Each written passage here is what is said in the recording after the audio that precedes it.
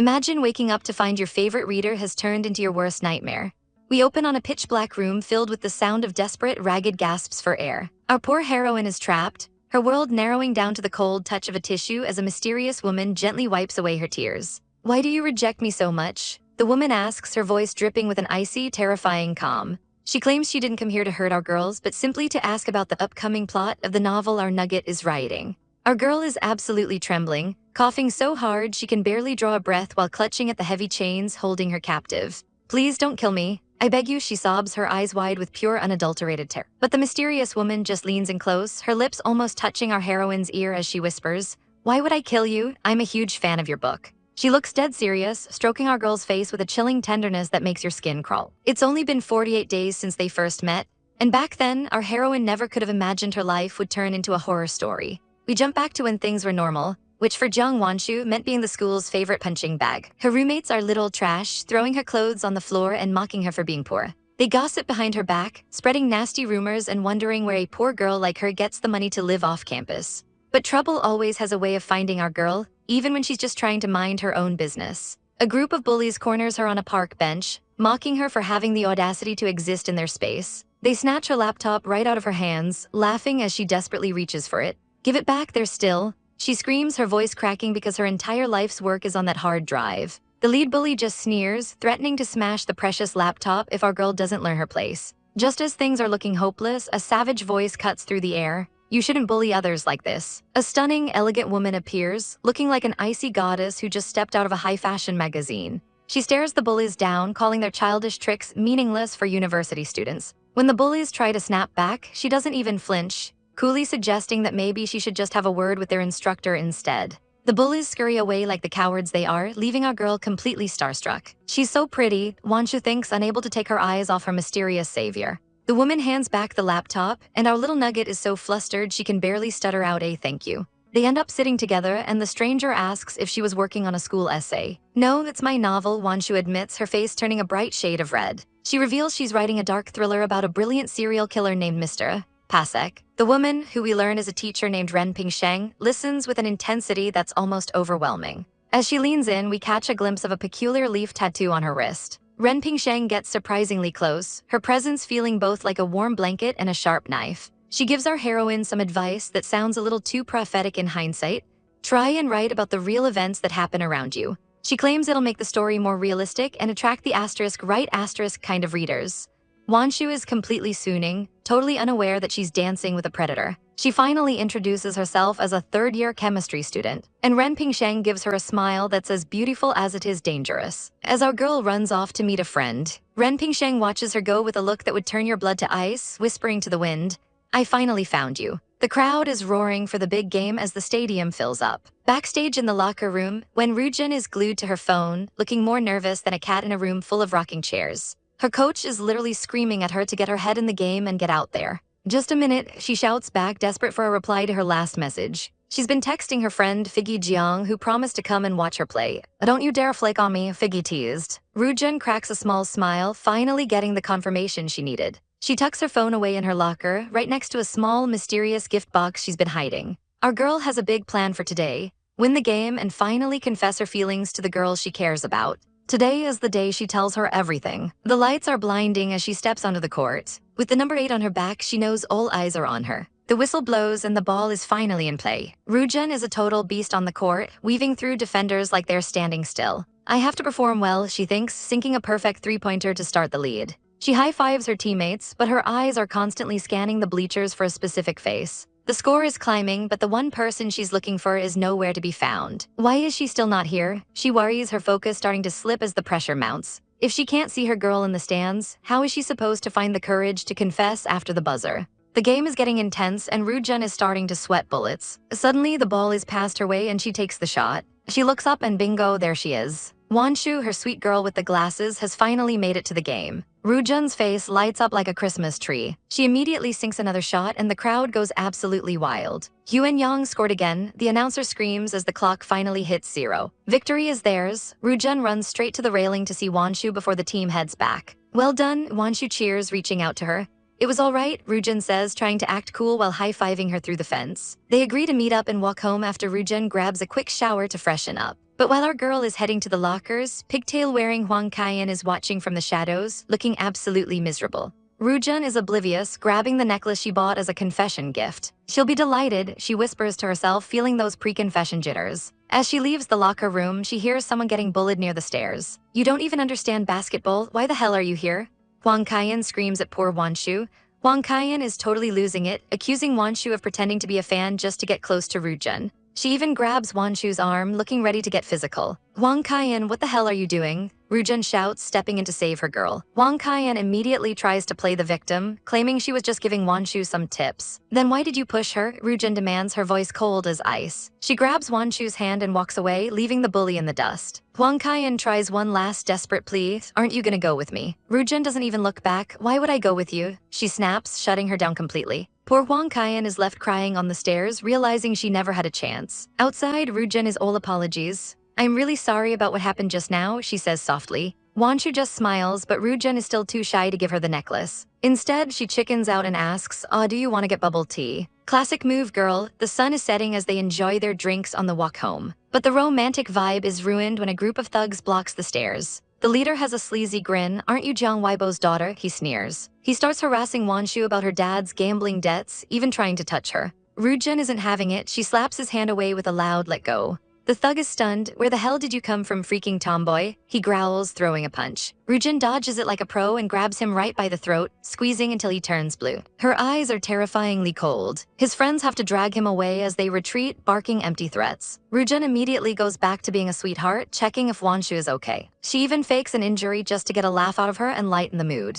But as they walk away, a mysterious woman with long, dark hair is watching them from the shadows above. Who is she, and what does she want with our couple? The sky decides to have a total meltdown as Rujun and our girl are walking through the park. She feels a single drop on her face, looking up in confusion. Before the heavens absolutely unleash a downpour, Rujun doesn't waste a second shouting "run" as he grabs her hand. They sprint through the soaking rain, finally diving into a bus stop to catch their breaths. As they wait for the storm to ease up, the silence between them gets incredibly heavy. Our girl can't stop thinking about those thugs from earlier and finally asks him what that was all about. Rujun looks away, admitting that his dad owes those people a lot of money, but he insists it has nothing to do with her. He looks her dead in the eye and promises, "If they come to find you again, tell me, I'll help you." Our poor heroine is totally overwhelmed by everything and starts to tear up. "Why am I always so troublesome?" She sobs, feeling like she's just dragging him into her mess. Rujun isn't having any of that self-pity though. He reaches out and takes her hands in his, telling her she's a genuinely good person and he hates seeing her put herself down. The tension is peaking as he leans in, his heart on his sleeve, and begins to confess, "I will protect you because I lie." But of course, the universe is a hater, and a bus blares its horn right at the climax, completely drowning him out. The moment is officially ruined. When she asks him what he just said, Rujun totally chickens out, muttering that it was nothing. The rain finally lets up and our girl says her goodbyes, heading off toward her house. Rujun can only watch her walk away, letting out a massive, frustrated sigh. But hold on, because things just took a turn for the creep-tastic. Hidden in the dark, a literal psycho in a black hoodie has been watching them the whole time, snapping photos with a professional camera. This stalker follows her all the way home, lurking in the rain to take pictures of her through her apartment window. Luckily, a neighborhood dog starts losing its mind, barking at the intruder. Our girl hears the commotion and looks out the window, but the stalker is a pro at hiding in the shadows. She sees the stray dog at the bus stop and wonders why it's so agitated, but she eventually closes the blinds, thinking it's just the weather. She tries to settle in and check the comments on her web novel, hoping for a little ego boost. Instead, she finds a comment that sends a chill straight down her spine. A user named Pasek asks, "When you wrote about killing, did you really want to kill?" Our girl is totally weirded out, wondering how anyone could ask something so morbid. The website starts lagging and the dog outside keeps howling, making her skin crawl. "What's the matter with this dog? Why is it barking?" She whispers, her anxiety hitting an all-time high. Deciding she's had enough creepiness for one night, she decides to just go to bed since she has classes in the morning. But as she turns away, her phone lights up with one final, terrifying message. You heard it. Our girl wakes up to a digital nightmare, staring at a screen filled with cryptic and chilling messages from a user named Pasek. One message in particular sends shivers down her spine. "When you write about killing, do you really want to kill?" Haunted by these dark thoughts, Wanshu finds herself drifting through a haze of flowers and fragments of her own imagination. The next morning, the world is gray and drenched in rain, mirroring the gloom in her heart. Wanshu is absolutely exhausted, yawning her way to campus because she didn't sleep a wink and to make matters worse, forgot to charge her phone. I didn't sleep well last night," she sighs, staring at the black screen of her dead device. Her mind keeps looping back to that comment from Pasek. wondering what kind of person would ask something so disturbing. As she walks past a bus stop, she overhears the local sanitation workers gossiping about a dog that wouldn't stop barking all night near an old man's house. She tries to shake off the eerie vibe, telling herself they're just talking offhand and mean no harm. She finally makes it to the lecture hall, trying to blend into the sea of students. Suddenly, a hand drops onto her shoulder. It's her friend, sporting a playful grin. "Wanshu, what are you thinking of?" he asks, snapping her out of her trance. She nervously laughs it off, immediately begging him for a power bank since her phone is a useless brick. He happily hands it over but then drops a bombshell. "Hey, did you hear? We have a new teacher for this course." Wanshu is stunned. "A new teacher?" she asks, wondering why the sudden change happened mid-semester. Down the hallway, the clicking of high heels echoes against the tile. A woman with long, flowing dark hair approaches the classroom door, looking every bit the professional power player. As the door swings open, the friend whispers, "Ah, she's coming." Wanshu looks up and her heart nearly stops. Her eyes widen behind her glasses in absolute disbelief. It's though she gasps internally. Standing at the front of the room is the very woman she met before, Ren Pingsheng. The friend is clearly impressed, noting how young and pretty the new instructor is. Wanshu, however, is spiraling. "Oh my god, this is a coincidence." She panics, trying to hide her face. Ren stands at the chalkboard, her presence commanding the entire room as she introduces herself. "My name is Ren Pingsheng," she says, writing her name in elegant strokes. Throughout the lecture, Wanshu is a total mess, unable to focus on a single word about dystopian novels. She's convinced the teacher has already recognized her. When class ends, Ren decides to check attendance, but with a twist. "If someone can answer my question, then you may all leave." She starts calling out names, and the tension in the room is thick enough to cut with a knife. But as the list goes on, Wanshu notices something terrifying. Ren skipped her name entirely. "What? My name was skipped," she thinks, sweating bullets. Ren looks up with a sharp gaze. "Who wasn't called out? Stand up and answer the questions." Our poor heroine slowly stands up, her face burning with embarrassment. Ren doesn't go easy on her, asking her to explain the complex A-wire phenomenon based on the lecture she just gave. Wanshu stammers, her mind a total blank because she was too busy panicking to listen. I'm sorry, I don't know." She finally admits, looking like she wants the floor to swallow her whole. Ren's expression remains cool and unreadable. "It's not good to be distracted in class," she chides. Then comes the dreaded sentence, "Let's take this to my office after class, let's talk there privately." Her friend doesn't help at all, teasing her that she's doomed and the teacher might actually eat her alive. Wanshu trudges to the office, feeling like a criminal walking to the gallows. She enters the room and the atmosphere is heavy. As she approaches, Ren tells her to be careful, but it's too late.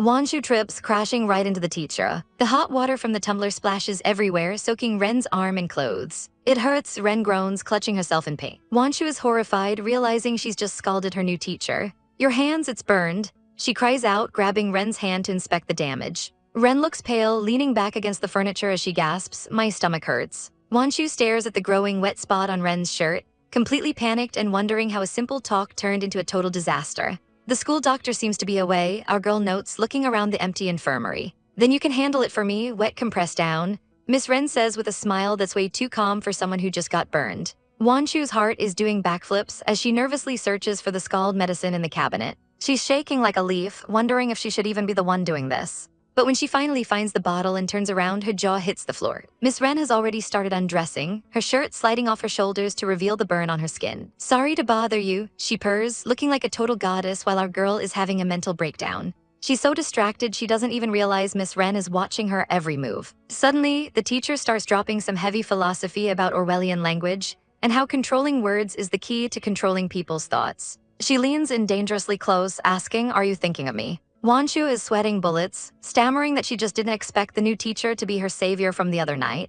"Is it a coincidence?" Miss Ren asks, her eyes practically piercing through Wanshu's soul. Our girl gathers what's left of her courage and offers to buy her milk tea after class to say thanks. They exchange WeChat info and Wanshu flees the room before her heart actually explodes. But while our heroine is dealing with a schoolgirl crush, a literal nightmare is unfolding by the coast. Police have cordoned off a gruesome scene where a body was dumped on the rocks. The details are absolutely bone-chilling. The victim's heart was removed and his left hand was hacked off. It looks similar to the previous cases, the officers mutter, realizing they're hunting a serial killer. A reporter named Bai Kai has already snuck onto the scene, snapping photos of the carnage before the cops can chase her away. The police are desperate to keep the modus operandi a secret, but the truth is already leaking out. Back on campus, Wanshu is walking home in a daze. Her classmate tries to intercept her for a walk, but she brushes him off with a quick, "I have something today." He's left standing there totally confused by her sudden rush. Our girl isn't actually busy, though. She's just glued to her phone, desperately waiting for a message from Miss Ren. The peaceful afternoon is shattered when she passes a TV broadcasting a breaking news report.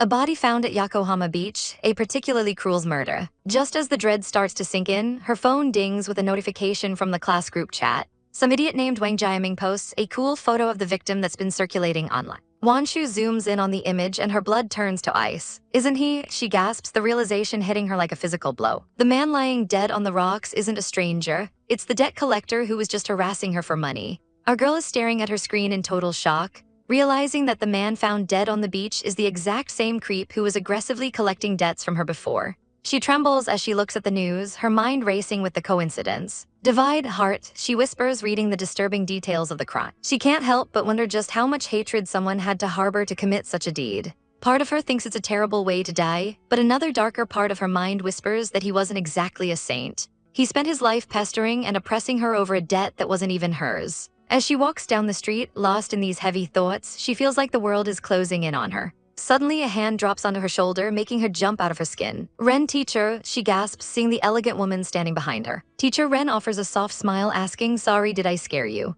Wanshu frantically shakes her head, trying to hide her visible distress. To ease the tension, Ren suggests they go grab some milk tea together. Once they're settled in a cozy cafe, Wanshu tries to make small talk, thanking the teacher for helping her with her computer issues the other day. Ren leans in, her eyes sharp as she asks if Wanshu's novel serialization is going well. Wanshu nods, but admits that a specific comment under her latest chapter has been making her feel incredibly uncomfortable. What comment? Ren asks, her voice dropping to serious tone. Wanshu looks down and asks, teacher, do you also think that the author who wrote The Murderer really wanted to try to kill?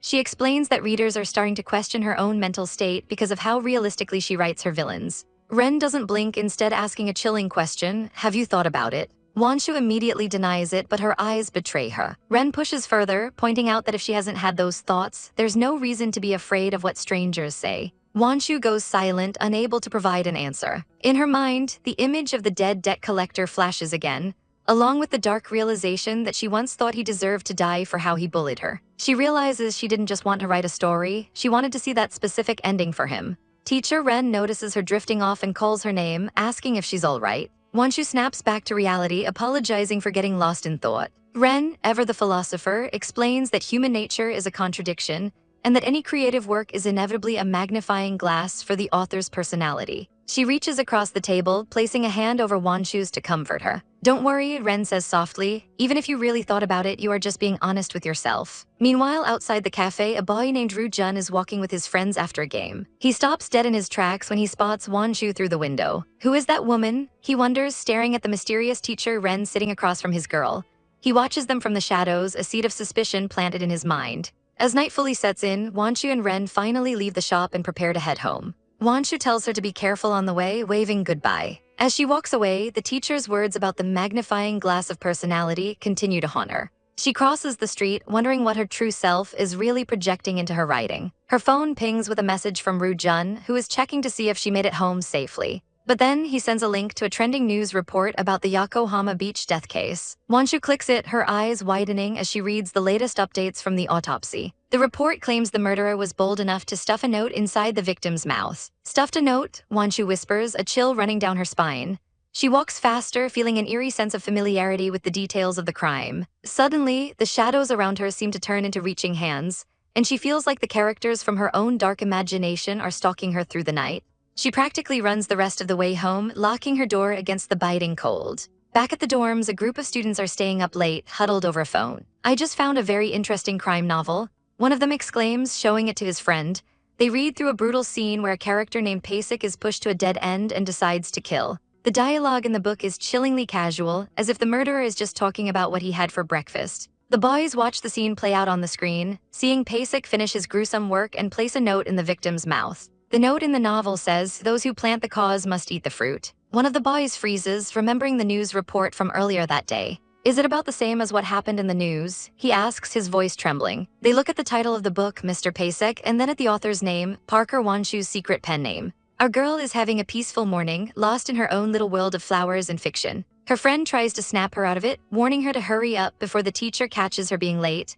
But Ming is totally glued to her phone while navigating the crowded school hallways. She's actually busy texting Ren teacher, who's praising her writing and asking for more novel recommendations. When her friend asks who's got her so distracted, our girl gets all flustered, stammering out a no, just friends. She literally pushes him away, telling him to go secure a good seat in class while she handles her business. Her friend isn't buying it though. He watches her go, wondering if this has something to do with a mysterious woman from her past. As Ming heads up the stairs, still staring at her screen, a shadow looms over her. She looks up and her heart nearly stops. It's Nai Jiaxuan, the resident mean girl. Nai Jiaxuan, she stammers, but the bully just smirks. I didn't expect to meet you again so early, the bully sneers, cornering our poor heroine against the wall. Nai Jiaxuan isn't just here for a chat. She grabs Ming by the collar, her eyes full of malice. Ugly girl, do you think I won't be able to touch you just because you moved out of the dormitory? She threatens. Ming tries to warn her that the stairs are dangerous, but the bully just laughs. Are you afraid? She mocks before giving Ming a violent shove. Our girl starts tumbling backward, but just before disaster strikes, a pair of strong arms catches her.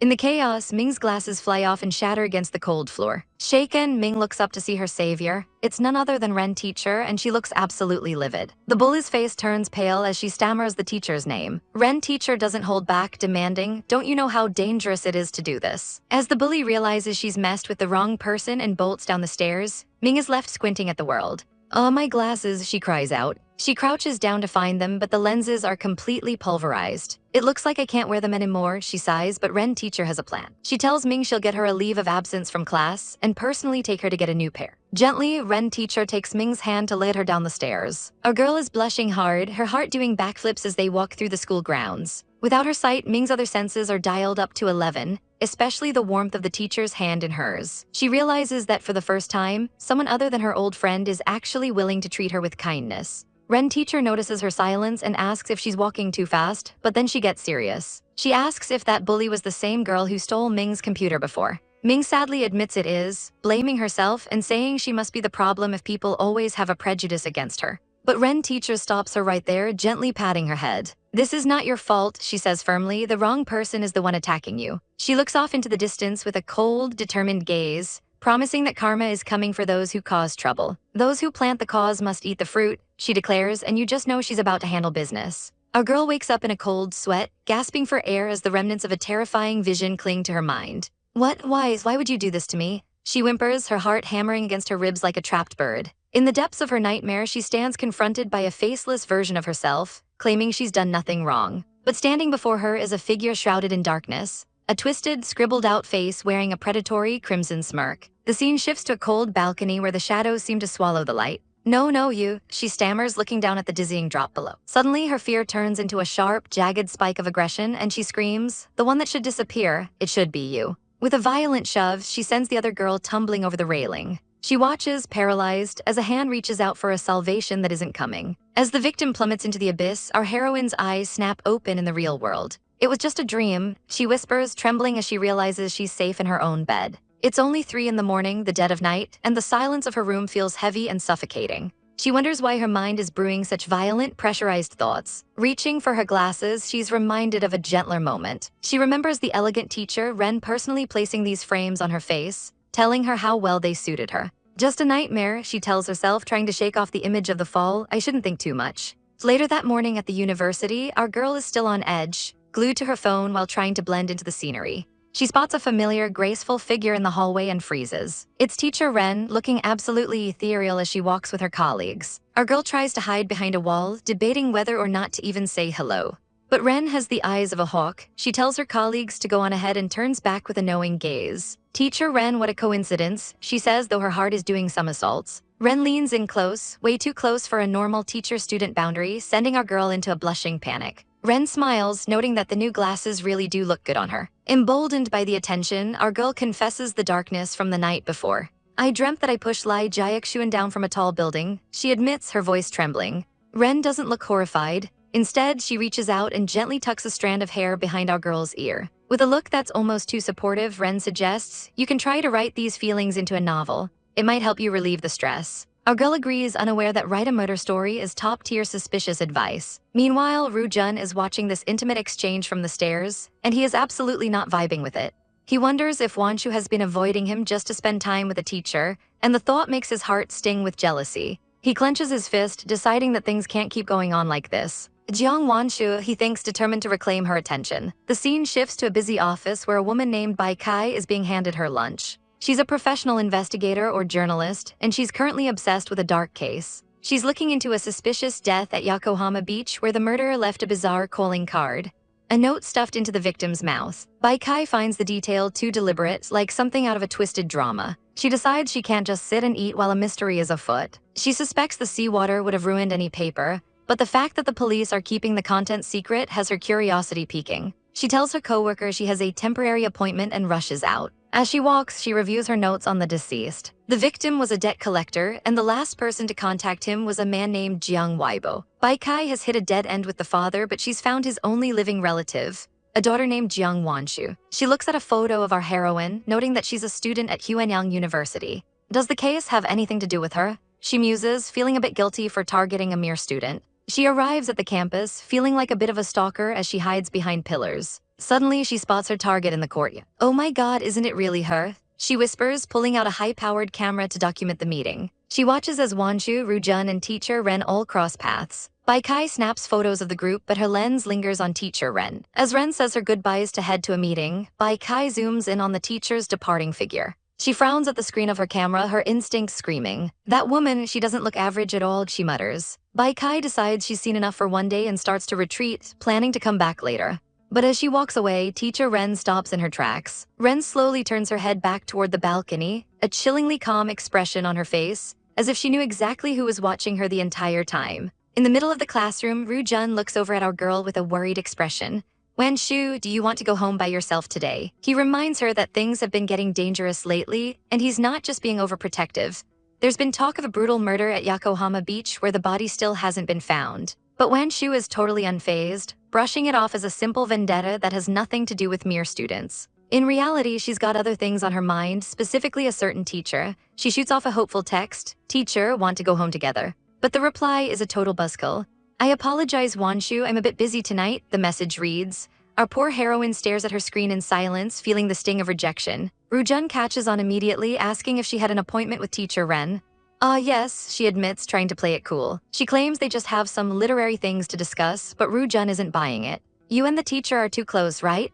He points out, his voice dripping with suspicion. Wanshu blinks, wondering if she really is crossing a line. In her head, she remembers how gentle the teacher was, even if she felt impossible to truly reach. Since her plans fell through, Rujun jumps at the chance to fill the void. "Then I will accompany you back together." He cheers, practically wagging an invisible tail. He's so excited he starts listing off every restaurant in the city, from Korean food to Vietnamese cuisine. "I recently made some pocket money I invite you to eat," he says with a massive grin. Wanshu finally gives in with a smile, agreeing to take the bus with him. As they walk through the bustling city streets, Wanshu's mind is still miles away. She keeps checking her phone, wondering what the teacher is up to and if she should send another message. She stops herself, worried that she'll just be a bother. Suddenly, as they pass a filming crew, a woman with tired eyes and a press badge spots them. She locks onto our heroine with an intense gaze. "Hey, Jiang Wanshu," she calls out, catching them both off guard. Rujun immediately goes into guard dog mode, whispering, "Do you know her?" The woman approaches them with a calm, professional air. Wanshu is baffled. "How do you know my name?" she demands. The woman pulls out her credentials, introducing herself as Bai Kai, a reporter for Huanyang Zayabao. She's got questions, and she's not leaving without answers. Wanshu starts sweating, wondering if this is about the debt collector bastard she dealt with before. The reporter suggests they find a place to talk, and soon they're settled in a booth. Bai Kai doesn't waste any time, sliding a gruesome photo of a murder scene across the table. "As far as I know, you seem to be the victim's final target for debt collection," she says, her eyes narrowing. She basically lays it out. Wanshu was the last person to see the guy alive. Rujun slams his hands on the table. "Do you mean Wanshu is a suspect?" he yells. He argues that there's no way a girl like her could murder such a strong man. But the reporter isn't looking for a physical match, she's looking at the style. "There are two suspicious points in this case," she explains. "First, the motive, second, the method." She leans in, dropping a bombshell. After the victim died, a note was stuffed in his mouth. This kind of murder is full of literary works. Wanshu's heart stops, her mind flashes back to her own writing. "Is it related to what I wrote?" She thinks, the realization hitting her like a freight train. While Rujun tries to argue that the police already called it a vendetta, the reporter just shakes her head. "Are you all right, Wanshu?" Rujun asks, noticing her pale face. She stammers out a yes, but the reporter continues her chilling analysis. She explains that real vendettas are messy and violent, but this murder was filled with meaningless acts that suggest a deeper, more poetic purpose. "My instinct tells me that you might be connected with this case." Bai Kai says, sliding her name card over. She tells them to contact her if they remember anything, leaving the two students in a state of shock. As they walk home under the streetlights, Ru Jun tries to comfort her. Don't think so much, reporters, they are all chasers, he says, trying to dismiss the whole thing as a grab for headlines. He tells her she shouldn't struggle with such silly things and asks what her plans are for tomorrow. Wanshu says she wants to go out and walk around, but when Ru Jun offers to go with her, she shuts him down. No thanks, it will be troublesome for you, she says softly. Ru Jun loses it, shouting, how can it bother me? I don't feel annoyed at all. He's practically vibrating with emotion as Wanshu asks what's wrong. He stammers out an apology, admitting that seeing her so close to Master Ren has him feeling a little jealous. He tells her to just treat him as a nerve, someone she can rely on, before telling her to rest up and see her Monday. He sprints away, leaving Wanshu standing there with a weird feeling in her chest. Meanwhile, in a dimly lit room, two guys are hunched over a laptop reading a novel. This author makes me find it quite interesting, one of them muses.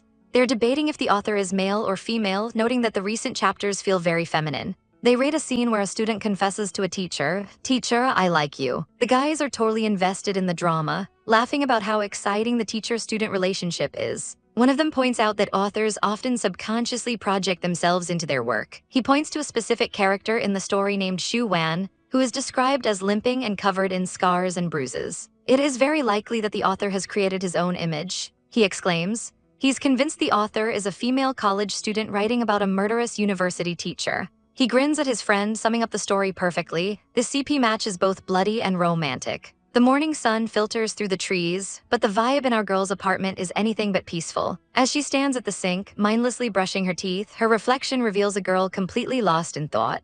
Her mind is racing back to the news report she just saw, a gruesome murder where the victim was found with a note stuffed in his mouth. The reporter calls it a literary-style killing, and our heroine can't help but feel a chill down her spine. She tries to wash the dread away, splashing cold water on her face as she tells herself it's just a coincidence. Such killings are common in movies, she reasons, desperately trying to convince herself that her own low-popularity essays couldn't possibly be the inspiration for a real-life killer. After all, who would even read her works? Suddenly, her phone pings with a notification that sends her heart into her throat. It's a message from Teacher Ren. Our girl is floored that the elegant teacher even remembers her after yesterday. Her eyes go wide as she reads the screen. The school gave the teachers tickets to an art exhibition and Ren wants to go with her. I want to see it with you, the message reads, and our girl's brain practically short-circuits. A date? This is a date. She screams internally, clutching her phone like it's a holy relic. Ren follows up, asking if she's free. And our girl can't type yes fast enough, even throwing in some adorable cat stickers to seal the deal. The realization hits her like a freight train. She's actually going out with her crush. She stares at herself in the mirror, panic setting in as she realizes she has absolutely nothing to wear for such a high-stakes occasion. Fast forward to the meeting time at the subway station, and our girl has gone all out, rocking a skirt for the very first time along with a cute strawberry print cardigan. She's a bundle of nerves, fidgeting and wondering if her outfit looks weird or if the teacher will even like it. To kill time, she checks her phone and gasps. The click rate on her story has suddenly jumped by 2,000. She's baffled by the sudden surge in popularity, wondering if her work got recommended somewhere. The comment section is blowing up with people saying they came here especially to find her book. Before she can investigate further, she spots a figure in the crowd that takes her breath away. Teacher Ren arrives, looking like a total goth queen in an all-black ensemble, complete with a choker and a massive bouquet of vibrant orange poppies. Have you been waiting long? There was a traffic jam, Ren says smoothly. Our girl can barely find her words, staring at the stunning woman in front of her. Ren hands over the flowers as an apology, and our heroine is practically floating. They're beautiful, just like you, teacher, she thinks, completely mesmerized by Ren's intense gaze. Ren leans in, her voice low and teasing as she asks, do you want to take a photo? They pose together, the height difference in Ren's cool aura making our girl feel like she's in a romance manhwa. But as Ren gets closer, our girl's thoughts take a turn. She looks at the beautiful woman beside her and wonders what would happen if they weren't just teacher and student. They arrive at the art exhibition, a sleek modern hall filled with masterpieces. Our girl admits it's her first time at an event like this, and she never expected her companion to be Teacher Ren. They stop in front of a particularly grim painting of a man who has clearly been murdered. Ren gazes at the art, claiming it makes her feel peaceful, but our girl can only see the violence on the canvas. Gathering her courage, she decides to broach the subject that's been haunting her. Teacher, what do you think about people who imitate literary works to kill people? She asks, her voice trembling slightly. Ren's expression shifts, her eyes turning cold and analytical. Why do you suddenly ask? She queries. Our girl hesitates, wondering if she should reveal that her own story, the one about her little boy, seems to be the blueprint for the recent Yokohama beach incident. Ren senses her hesitation and gently encourages her to speak. Finally, our girl confesses her fears, mentioning the copycat nature of the recent crimes. Ren doesn't look surprised. "I know," she says calmly, before dropping a logic bomb that's supposed to be comforting but feels oddly chilling. "The murderer killed people, not you, right?" she asks, her eyes locking onto our girls. Ren then begins a dark, poetic monologue, stating that the killer must be someone who understands art deeply. She argues that by turning a vulgar slaughter into a dramatic trial, the killer makes the act elegant and full of meaning. Talk about a massive red flag. They move on to a reproduction of Bernini's The Death of St. Albertona. As a guide explains how the sculpture was perfectly restored using high-tech scans, Ren turns to our girl with a knowing smirk. She asks if she's familiar with how critics described Bernini's work. Our girl recalls a specific quote, "soft as flesh, like a dying person struggling to breathe." Ren's smile widens as she calls the connection a coincidence, but the look in her eyes says otherwise. The moment is interrupted by a catty student who spots them and makes a snide comment about Ren finding a new patron. As the intruder leaves, the guide continues explaining that the statue's face shows the torment of life and death. Ren turns back to our girl, her gaze piercing. "What do you think of the sculpture?" she asks. Our heroine looks at the tragic stone face and feels a wave of pure horror wash over her. As she watches the other students laugh and walk away, she whispers her honest thought, "I feel as if living people are locked inside." The duo arrives at a quiet art gallery, the atmosphere thick with a sophisticated chill. Our girl is practically shaking in her boots because it's her first time at an exhibition, and more importantly, she's actually here with her idol. "This is my first time at an art exhibition," she thinks, clutching a bouquet of flowers as she tries to keep her cool. She never dreamed she'd be able to come here with such a stunning, mysterious woman. They stop in front of a piece that looks a bit too familiar for comfort. It's a classic depiction of a gruesome murder scene. The mysterious beauty stares at the canvas, her voice calm and chilling. "My heart calms down a lot whenever I admire these artworks," she whispers, her eyes locked onto the morbid image. Our girl looks at the painting of the man bleeding out in the tub and can only think one thing: this is a murder. Wanshu takes a deep breath and decides to test the waters, her voice trembling. She tugs on the woman's sleeve, looking like a lost puppy looking for guidance. "What do you think of people imitating literary murders?" she stammers. The woman turns her piercing gaze toward her, asking simply, "Why do you ask?" Our girl is sweating bullets now, wondering if she should spill the beans about her secret life as an author. There's no proof the real-life killer read her book, but the coincidence is eating her alive. Sensing her distress, the woman gives her a look that says it's okay to talk. Wanshu finally cracks under the pressure. "I think someone is imitating the murders in my novel," she confesses, specifically mentioning the Yokohama beach murder. She wonders if the woman has heard the news, but the beauty doesn't flinch. "I have," she replies calmly. She looks back at our girl with those cold, beautiful eyes and offers a strange comfort. "The murderer is responsible for the crime, not you," she declares, effectively washing Wanshu's hands of the guilt. Fast forward to a rainy day at the university, and things are going from bad to worse. Wanshu is heading to class, checking her phone to see her novel's reading numbers are skyrocketing. But the joy is short-lived because the comments section is a total dumpster fire. As she walks through the halls, the atmosphere is thick with judgment. People are pointing and whispering behind her back. "Isn't that the woman who posted it?" they hiss, looking at her like she's gum on the bottom of their shoe. In the middle of class, the gossip reaches a fever pitch. "She looks quite upright, but I didn't expect her to be such a person in private," one student snickers. Wanshu checks the school forum and her heart drops into her stomach. Someone posted a photo of her at the gallery and is dragging her name through the mud. The post slanders her, claiming her dad is a deadbeat debtor and she's doing shameful business to get by. Talk about a nightmare. Wanshu can't take the suffocating stares and bolts from the room, only to run right into the mysterious woman from the gallery. "Wanshu, class is about to start," the woman notes, but our girl can't even look her in the eye and sprints away in tears. She finds the girl responsible for the post, Zhang Jiakao, standing in the rain. "Did you write this post?" Wanshu demands, her voice cracking as she shows her the phone. Jiakao just smirks, not even trying to hide her malice. "Isn't this post telling the truth?" She laughs, enjoying every second of the torment. Wanshu is at her breaking point. "Why can't you let me go?" she cries, the rain soaking through her clothes. But Jiakao is a straight-up villainess, telling our girl she should just drop out because she's annoying to look at. Wanshu finally snaps and grabs the bully, screaming for her to delete the post. But Jiakao is stronger and shoves our poor girl back with total contempt. Wanshu hits the pavement hard, looking utterly defeated as the lightning crashes above. But wait, back inside, the mysterious beauty is watching the storm from the window. She isn't just an art lover, she's got a full file on Zhang Jiakao right in front of her. It looks like our girl might have a very dangerous guardian angel about to settle the score. "Damn it, damn Nai Jiakshuan!" Our girl screams as she furiously types away on her laptop, her face stained with tears of pure frustration. She's pouring all her bottled-up rage into her writing, cursing the bastard who put her in this position. "Bastard?" She yells at the empty room, the weight of everything finally breaking her. The tears won't stop as she works through the pain. Suddenly, we flash back to a concerned voice asking, "Why did you get hurt again? Who bullied you?" A man gently holds her bruised hand, but our stubborn heroine tries to brush it off, lying through her teeth. "I'm fine, sir, I just fell," she insists, putting on a brave but shaky smile. He's not buying it for a second, asking her what's really making her so miserable. "Speak out, I will help you," he promises, looking deep into her eyes. Finally, the dam breaks. "It's Nai Jiaxuan," she sobs, finally naming her tormentor. Back in the present, we see what she's been writing, a dark story about a sculptor carving a body with terrifying precision. A notification pings. "The author is great, your new story has been uploaded successfully." Exhausted and broken, our girl collapses onto her bed, her leg wrapped in a heavy bandage. She drifts into an uneasy sleep, her eyes still swollen from all the crying. A sudden knock at the door jolts her awake. She struggles to sit up, clutching her head. "Wait," she calls out, limping toward the door with her bandaged foot dragging behind. She opens it to find her friend Wen Rujun. "Hi Wanshu, I came to see you," he chirps, looking like a literal ray of sunshine. He didn't come empty-handed either, holding up a bag of food. "Thank you, come in and sit down," she says, grateful for the company. Seeing her struggle, Rujun immediately offers a helping hand. But he's also got questions. He mentions he was at the basketball court and saw the drama unfold.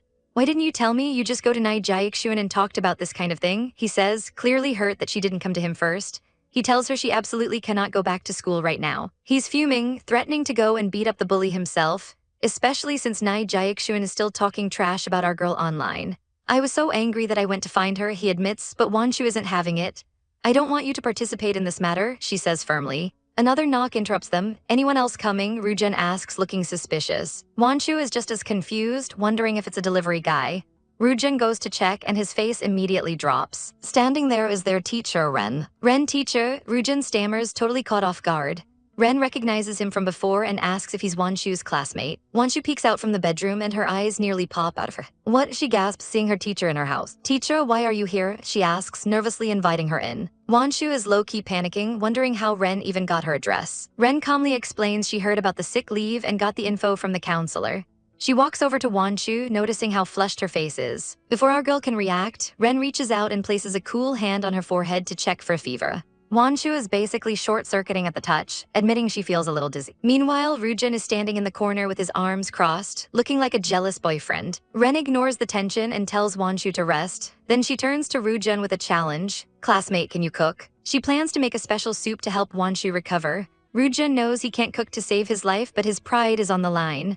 "I can't lose to her," he mutters before shouting, "Of course I will." Ren ties her hair back, looking like a pro, and hands him a massive whole fish. Rujun stares at the creature in horror as Ren tells him to handle it. Suddenly, the fish starts flopping. "It's alive, it's alive," Rujun screams, losing his mind. Wanshu can hear the absolute chaos coming from the kitchen. Ren tells him to hold it down, but Rujun is panicking because it's too slippery. "Didn't you say you can cook?" Ren asks, her voice dripping with judgment.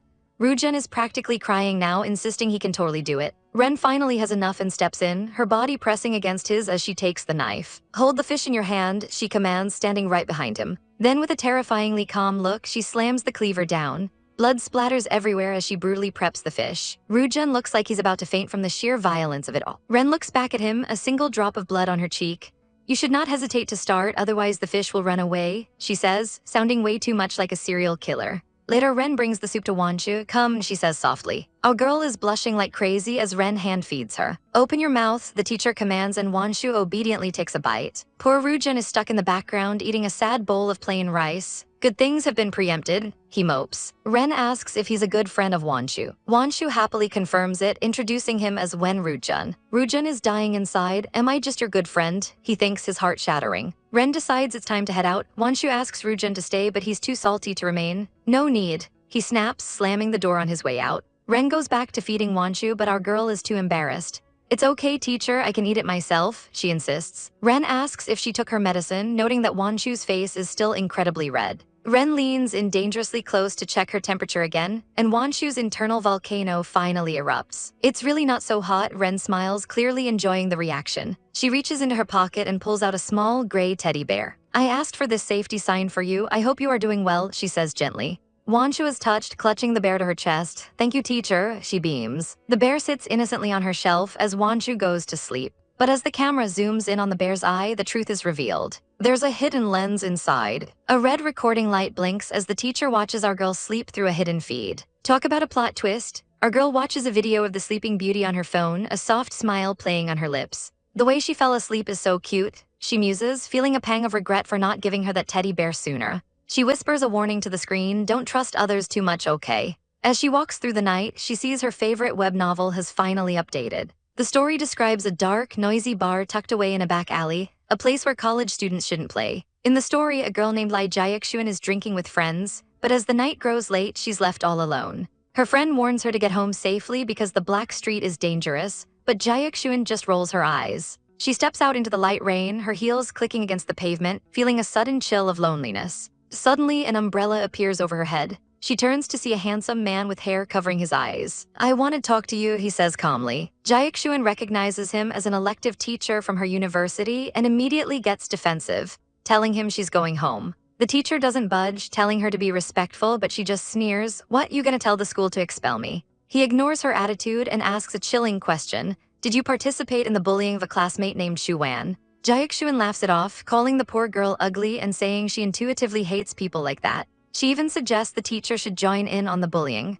She thinks she's found a kindred spirit, admitting she hates dirty girls who live alone and try to climb the social ladder. She really deserves it, Jae-xun says, her voice dripping with venom. But the teacher's vibe shifts instantly. Is that so? He asks, his voice turning cold as ice. He realizes he made a massive mistake thinking she was anything like him. Fear finally takes hold of Jae-xun as he stalks toward her.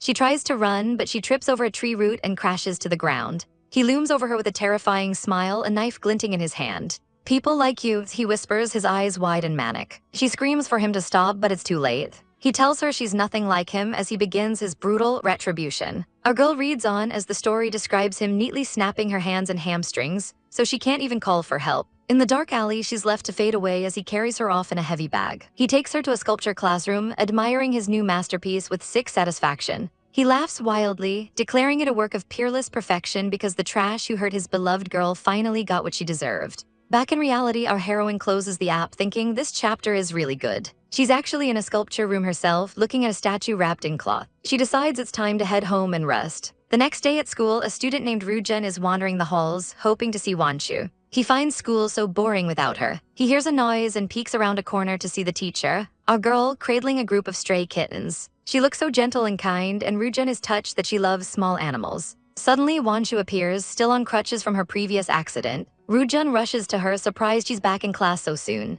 The teacher looks up, her expression unreadable as she asks if Wanshu's leg is feeling better. Wanshu insists it doesn't hurt at all, playing the part of the perfect, obedient student. They start chatting about an upcoming art exhibition, and the teacher even offers to go with them. The peaceful moment is shattered when two other girls, part of the bullying clique, run up looking for Lee Jae-xun. Have you seen her? She hasn't been to school for days, they cry. Ryujin doesn't hide his disgust, telling them a bastard like her is probably just hanging out at some bar. The bullies are genuinely panicked, realizing Jae-xun's phone is completely dead. Our heroine watches them with a chilling, silent gaze. A flashback reveals the truth, Jae-xun lying broken in the rain while our girl stands over her, calmly confiscating her phone. Back in the present, our girl pulls a small black charm from her pocket, Jae-xun's phone charm. She stares at it with a haunting smile before stuffing it into the mouth of the kitten she's holding. Obedient, she whispers, her true nature hidden behind a mask of grace. Be careful, a voice warns as workers haul massive crates into the art hall. The room is a mess of half-finished sculptures and packing material, but one piece stands out. A worker pauses, staring at a figure that wasn't on the official roster. It's a haunting sculpture of a woman in a hood, her hands pressed together in a desperate prayer as tears stream down her stone face. It isn't on the list, he mutters, but they can't deny the craftsmanship is professional. Fearing they'll upset a teacher by leaving it out, they decide to put it on display anyway. A small note at the base identifies the artist as anonymous with the title, "To a Loved One." As the workers leave the mysterious piece behind, a single fly lands on the statue's arm. Suddenly, a faint cracking sound echoes through the empty hall as a fissure appears right where the insect landed. Outside, students are rushing because the teacher is waiting. Our girl Wanshu is hobbling along on her crutch when her friend complains about why they had to drag the teacher along. But our girl is a woman of her word and insists on being faithful to her promises. They meet up with MS. Ren, who is casually reading a book on philosophy and looking like a total girl boss. Wanshu, she calls out with a smile. She immediately takes our girl's hand, leading her toward the exhibition while the jealous friend can only grumble in the background. They enter the sculpture garden, which is filled with abstract art, but Wanshu's eyes are immediately drawn to that mysterious hooded figure. As she stares into the statue's eyes, her heart begins to race. This statue, she whispers, her breath hitching as a wave of nausea hits her. Why does it feel so familiar? She wonders, sweat beads forming on her forehead. She nearly collapses, clutching her face in distress. Ms. Ren is right there asking what's wrong with a look of concern. Her friend is totally confused, pointing at the stone figure and asking if a normal statue is really what's making her feel sick. Ms. Ren helps our girl sit down to rest, but her gaze lingers on the sculpture. This statue represents the sculptor's verdict on the mistakes a woman keeps making over and over again, she explains. It's a very meaningful one. Wanshu listens, feeling even more unsettled as Ms. Ren praises the message. Meanwhile, the clumsy friend tries to get a closer look and accidentally kicks the base of the sculpture. Sorry, he yelps, but the damage is done. A massive crack spiders across the statue's face. His eyes widen in pure terror as he realizes what's hidden beneath the plaster. This isn't stone, it's blood and raw muscle. He lets out a blood-curdling scream as he falls back. The entire statue shatters, hitting the floor with a sickening thud. Chaos erupts instantly as the students realize a literal dead body just fell out of the art piece. Quick, someone call the police. They scream as the crowd panics. Wanshu is frozen in shock as she looks at the victim's face. She gasps. Our girl's world starts spinning as she realizes the girl who bullied her is actually dead. Ms. Ren quickly grabs her, whispering, "Let's get out of here," as she shields Wanshu from the gruesome sight. Within minutes, the area is cordoned off with police tape and sirens are blaring across the campus. Wanshu is safe in a room, but her mind is spiraling. She pulls out her phone and looks at the draft of her novel. Her blood runs cold because the hands in prayer, the kneeling position, and the 3 swords in the back are an exact replica of the murder she just wrote. But why did it happen in real life? She trembles, realizing her venting has turned into a reality. It wasn't a coincidence. Someone is reading her work and turning her darkest thoughts into a bloodbath. Who is doing this? She wonders, the realization dawning on her that a serial killer is literally following her every move. Ms. Ren enters the room and notices our girl is crying. "Why are you crying?" she asks softly, reaching out to her. Before Wanshu can answer, her friend bursts in, looking like he's seen a ghost. "Did you know who it was in the statue? It was Nai Jiakshuan," he shouts. Ms. Ren gets a call and tells them they need to go to the office together. They head to the principal's office, where the police are already investigating. The principal is trying to defend Wanshu, saying a girl as skinny and weak as her couldn't possibly be a murderer. But the detective isn't convinced, noting the university's dark history. As Wanshu and Ms. Ren walk through the door, a woman sitting on the couch looks up with a sharp gaze. "So we meet again," she says, making the tension in the room skyrocket. The tension in the room is thick enough to cut with a knife, as reporter Beiki locks eyes with the mysterious woman again. Beiki doesn't waste any time, leaning in with a sharp gaze to ask, "Do you two know each other?" But the woman remains perfectly composed, calmly explaining that she's only met Wanshu once before. Our girl Beiki isn't buying the innocent act for a second. Something about this woman's presence feels completely unusual and deeply uncomfortable. Before things can get even more awkward, a school official jumps in to facilitate the introductions. He introduces the reporter as Beiki from the Huanyang Morning Post, here to cover the recent interviews. Then he turns to the elegant woman, introducing her as Ms. Ren Pingsheng, a substitute Chinese language teacher filling in for someone on maternity leave. Ms. Ren offers a polite greeting, which Beiki returns with a tight smile. However, the word substitute echoes in Beiki's mind like a warning bell. She realizes that as a sub, this woman isn't even a permanent fixture at the school.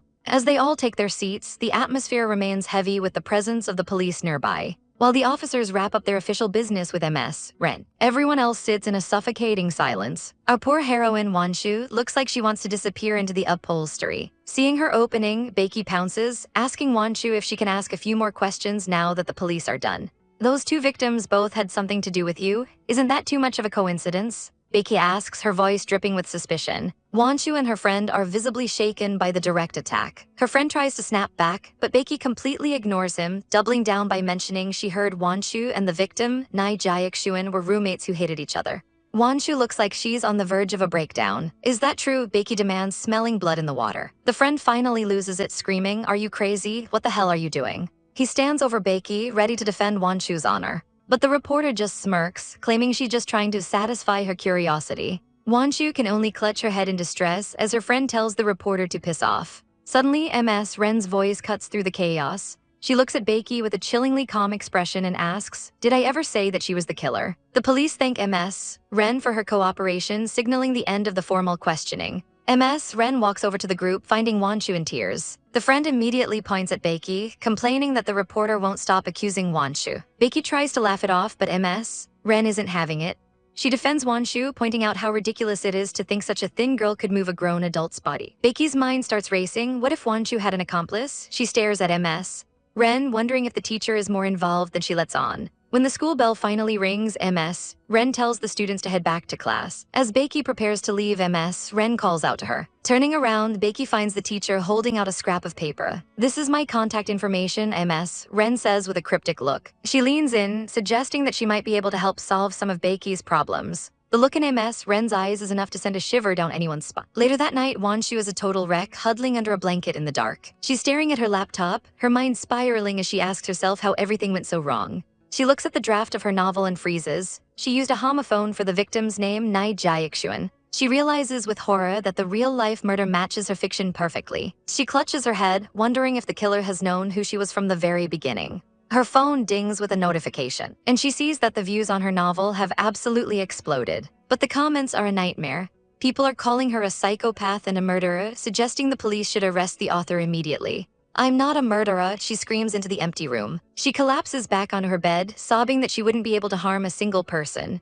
The internet is convinced she's a monster, and the weight of the accusations is crushing her. The next day, Becky is back on the hunt at the school, scribbling notes like a woman possessed. She knows the connection between Wanshu and the victims is the key, but she feels like she's missing one vital piece of the puzzle. She's fascinated by the thought-provoking style of the crimes. As she walks through the halls, she's approached by a girl with pigtails who looks like she's got a major attitude. The girl asks if she's the reporter and claims she has some juicy inside information. Becky thinks the girl is a rude little brat, but she puts on her best professional face and listens. The girl wastes no time trashing Wanshu, claiming that her and the victim's relationship was notoriously bad and that they fought all the time. Becky's instincts are screaming that she's onto something big. The girl pulls out her phone, showing Becky social media posts that expose Wanshu's past. Becky wonders if a nasty post is really enough motive for murder. But the girl insists that the most vicious killers are the best at pretending to be innocent. She claims Wanshu has a cruel heart and complains about how Professor Ren is always protecting her.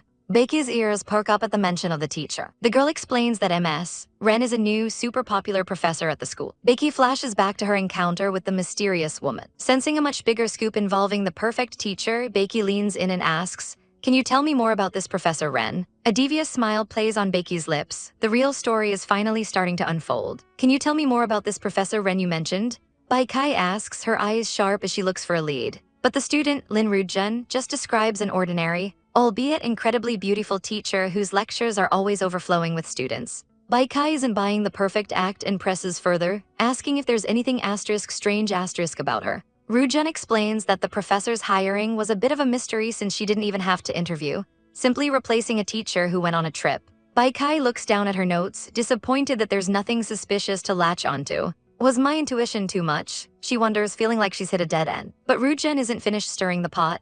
"If you want to investigate, focus on that weirdo Jiang Wanshu," she demands, claiming the entire university is in a state of panic because of her. She insists that arresting Jiang is the most important thing. Bai Kai leaves, promising to inform the police. But Rujun is left seething because she feels like the reporter didn't believe her. When her friend tells her to just let it go, Rujun's expression turns dark. She blames Jiang for the fact that a boy named Rujun barely plays basketball anymore and vows that if Jiang isn't a murderer yet, she'll make her become that kind of person. Silent skip, NSFW/suggestive content in panels 1438-1439. Meanwhile, the mysterious Professor Ren is at home, moving through her apartment with a chilling purpose. She enters a room that would make anyone's blood run cold. A wall covered in framed photos of dead victims. She hangs a new frame, admiring the perfect expression of the person in the photo. She's not just a teacher, she's a collector of tragedy. She sits back and begins researching Bai Kai on her tablet. She's a smart person, she muses, a dangerous smile playing on her lips. Lying back on her couch, she looks at the scars on her wrist, lost in a dark, murderous reverie. In a terrifying vision or memory, she imagines herself over a dying Bai Kai. "I'm afraid I'm going to disappoint you, reporter Bai," she sneers while holding a bloody blade. Suddenly, Bai Kai bolts upright in bed, gasping for it. Was it a dream? She wonders, the horror of the nightmare feeling all too real. Back at the university, our poor heroine Jiang Wanshu is walking through a crowd, feeling the weight of the world on her shoulders. She thinks it's best if she takes a few days off to escape the pressure. She feels like everyone is watching her, their judgments manifesting as shadowy figures in her mind. "I haven't done a single bad thing," she tells herself, trying to maintain her sanity.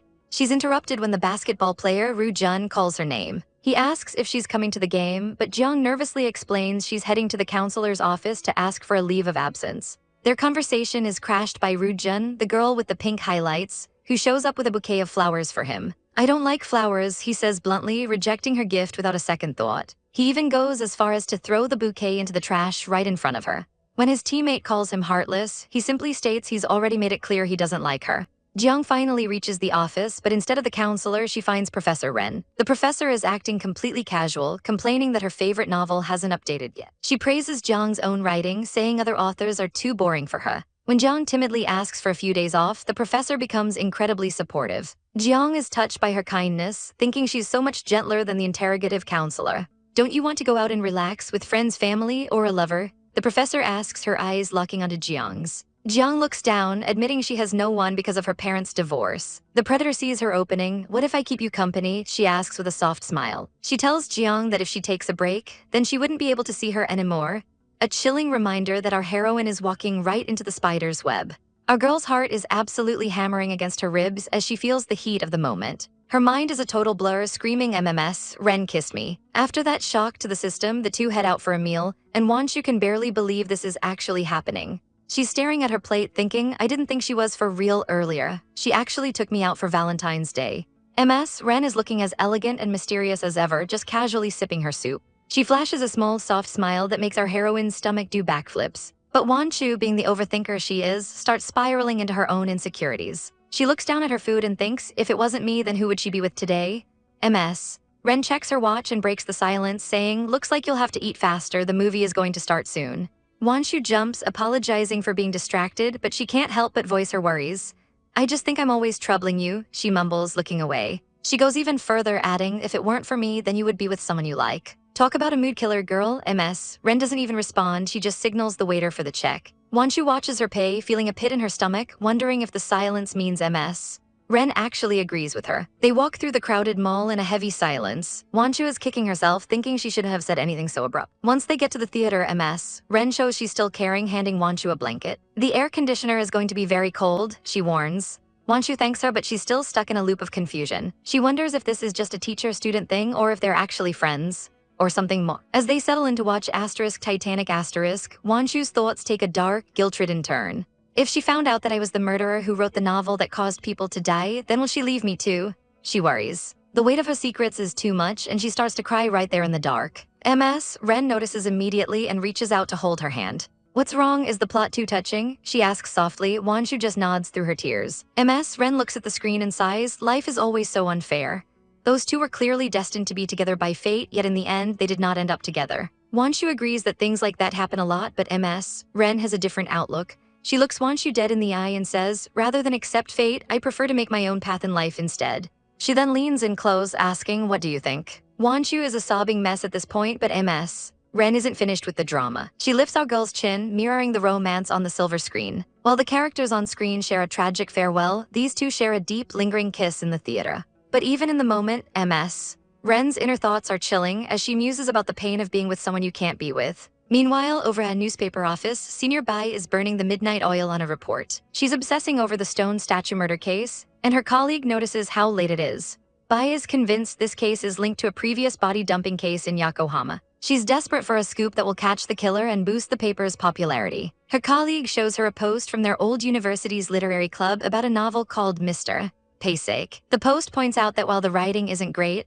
the murder scenes in the book perfectly match the recent real-life cases. Bai stares at the screen, her mind racing. Could this be the truth? She wonders, realizing the author might be the killer they're looking for. Back with our main couple, the movie is over and they're walking through the night. Wanshu is blushing, thinking the atmosphere is awkward and wondering if she should hold hands. She's about to reach out when Ren beats her to it, firmly grasping her hand. Ren then drops a total bombshell. Do you want to stay at my house tonight? Wanshu's brain basically short-circuits as she stammers out may I. They arrive at Ren's place, and as the lights flick on, Wanshu notices something odd. Inside a glass display case sits a leather dog collar and chain. Wanshu nervously asks if she keeps pets, and Ren nonchalantly replies, yeah, I had a dog before. She then guides Wanshu further into the house, telling her to quit standing around. Ren announces she's going to take a shower first, leaving Wanshu alone in the living room. Our heroine is a ball of pure anxiety, rolling around on the sofa in chibai mode. Tea tonight, are we sleeping together? She frets. Suddenly,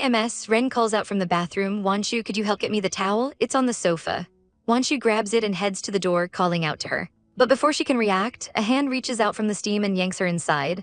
Wanshu is shocked as she finds herself pulled right into the spray. Ren looks at her with those heavy, intense eyes and says, "Your clothes are all wet, let's wash together." Our girl is definitely in over her head now. Our girl is in a total trance after what just went down. Her face is beet red and her brain is basically short-circuiting as she sits there dazed. Ren stands before her looking as elegant and unbothered as ever. "Does my underwear fit you properly?" she asks with a playful tilt of her head. Wanshu can barely squeak out a yes while trying not to explode from sheer embarrassment. The atmosphere is thick enough to cut with a knife as Ren leans in closer. "Tonight, are we sleeping together?" Wanshu stammers, her heart doing absolute backflips. Ren doesn't bother with words, she just pulls Wanshu into a sudden, breathless embrace. They fall back onto the bed, the rest of the world completely melting away. Wanshu lets out a soft moan as the tension reaches its breaking point. "What do you not want to?" Ren whispers, her eyes locking onto Wanshu's soul. Our heroine looks up, tears of overwhelming emotion pricking her eyes as she calls out to her teacher. She's hunting for an interview with the creator of the hit crime novels, Mr. Pasek. She leans against a window, looking like the definition of a persistent investigator. "I want to do an interview with this author," she demands into the phone. She waits impatiently for the details, ready to jot down the scoop of a lifetime. But when she finally writes down the name Jiang Wanshu on her notepad, she freezes in total shock. Back at school, Wanshu is a million miles away during her lecture. She stares at her reflection in the window, her mind racing. "Am I already Ren's girlfriend?" she wonders. Wanshu tries to focus on her notes, but she's drowning in anxiety. The only thing the teacher ever said was that being with Wanshu was like being with someone you can't be with. As class is dismissed, Wanshu wonders if she should just be brave and ask what their relationship actually is. But what if the answer makes things even more awkward?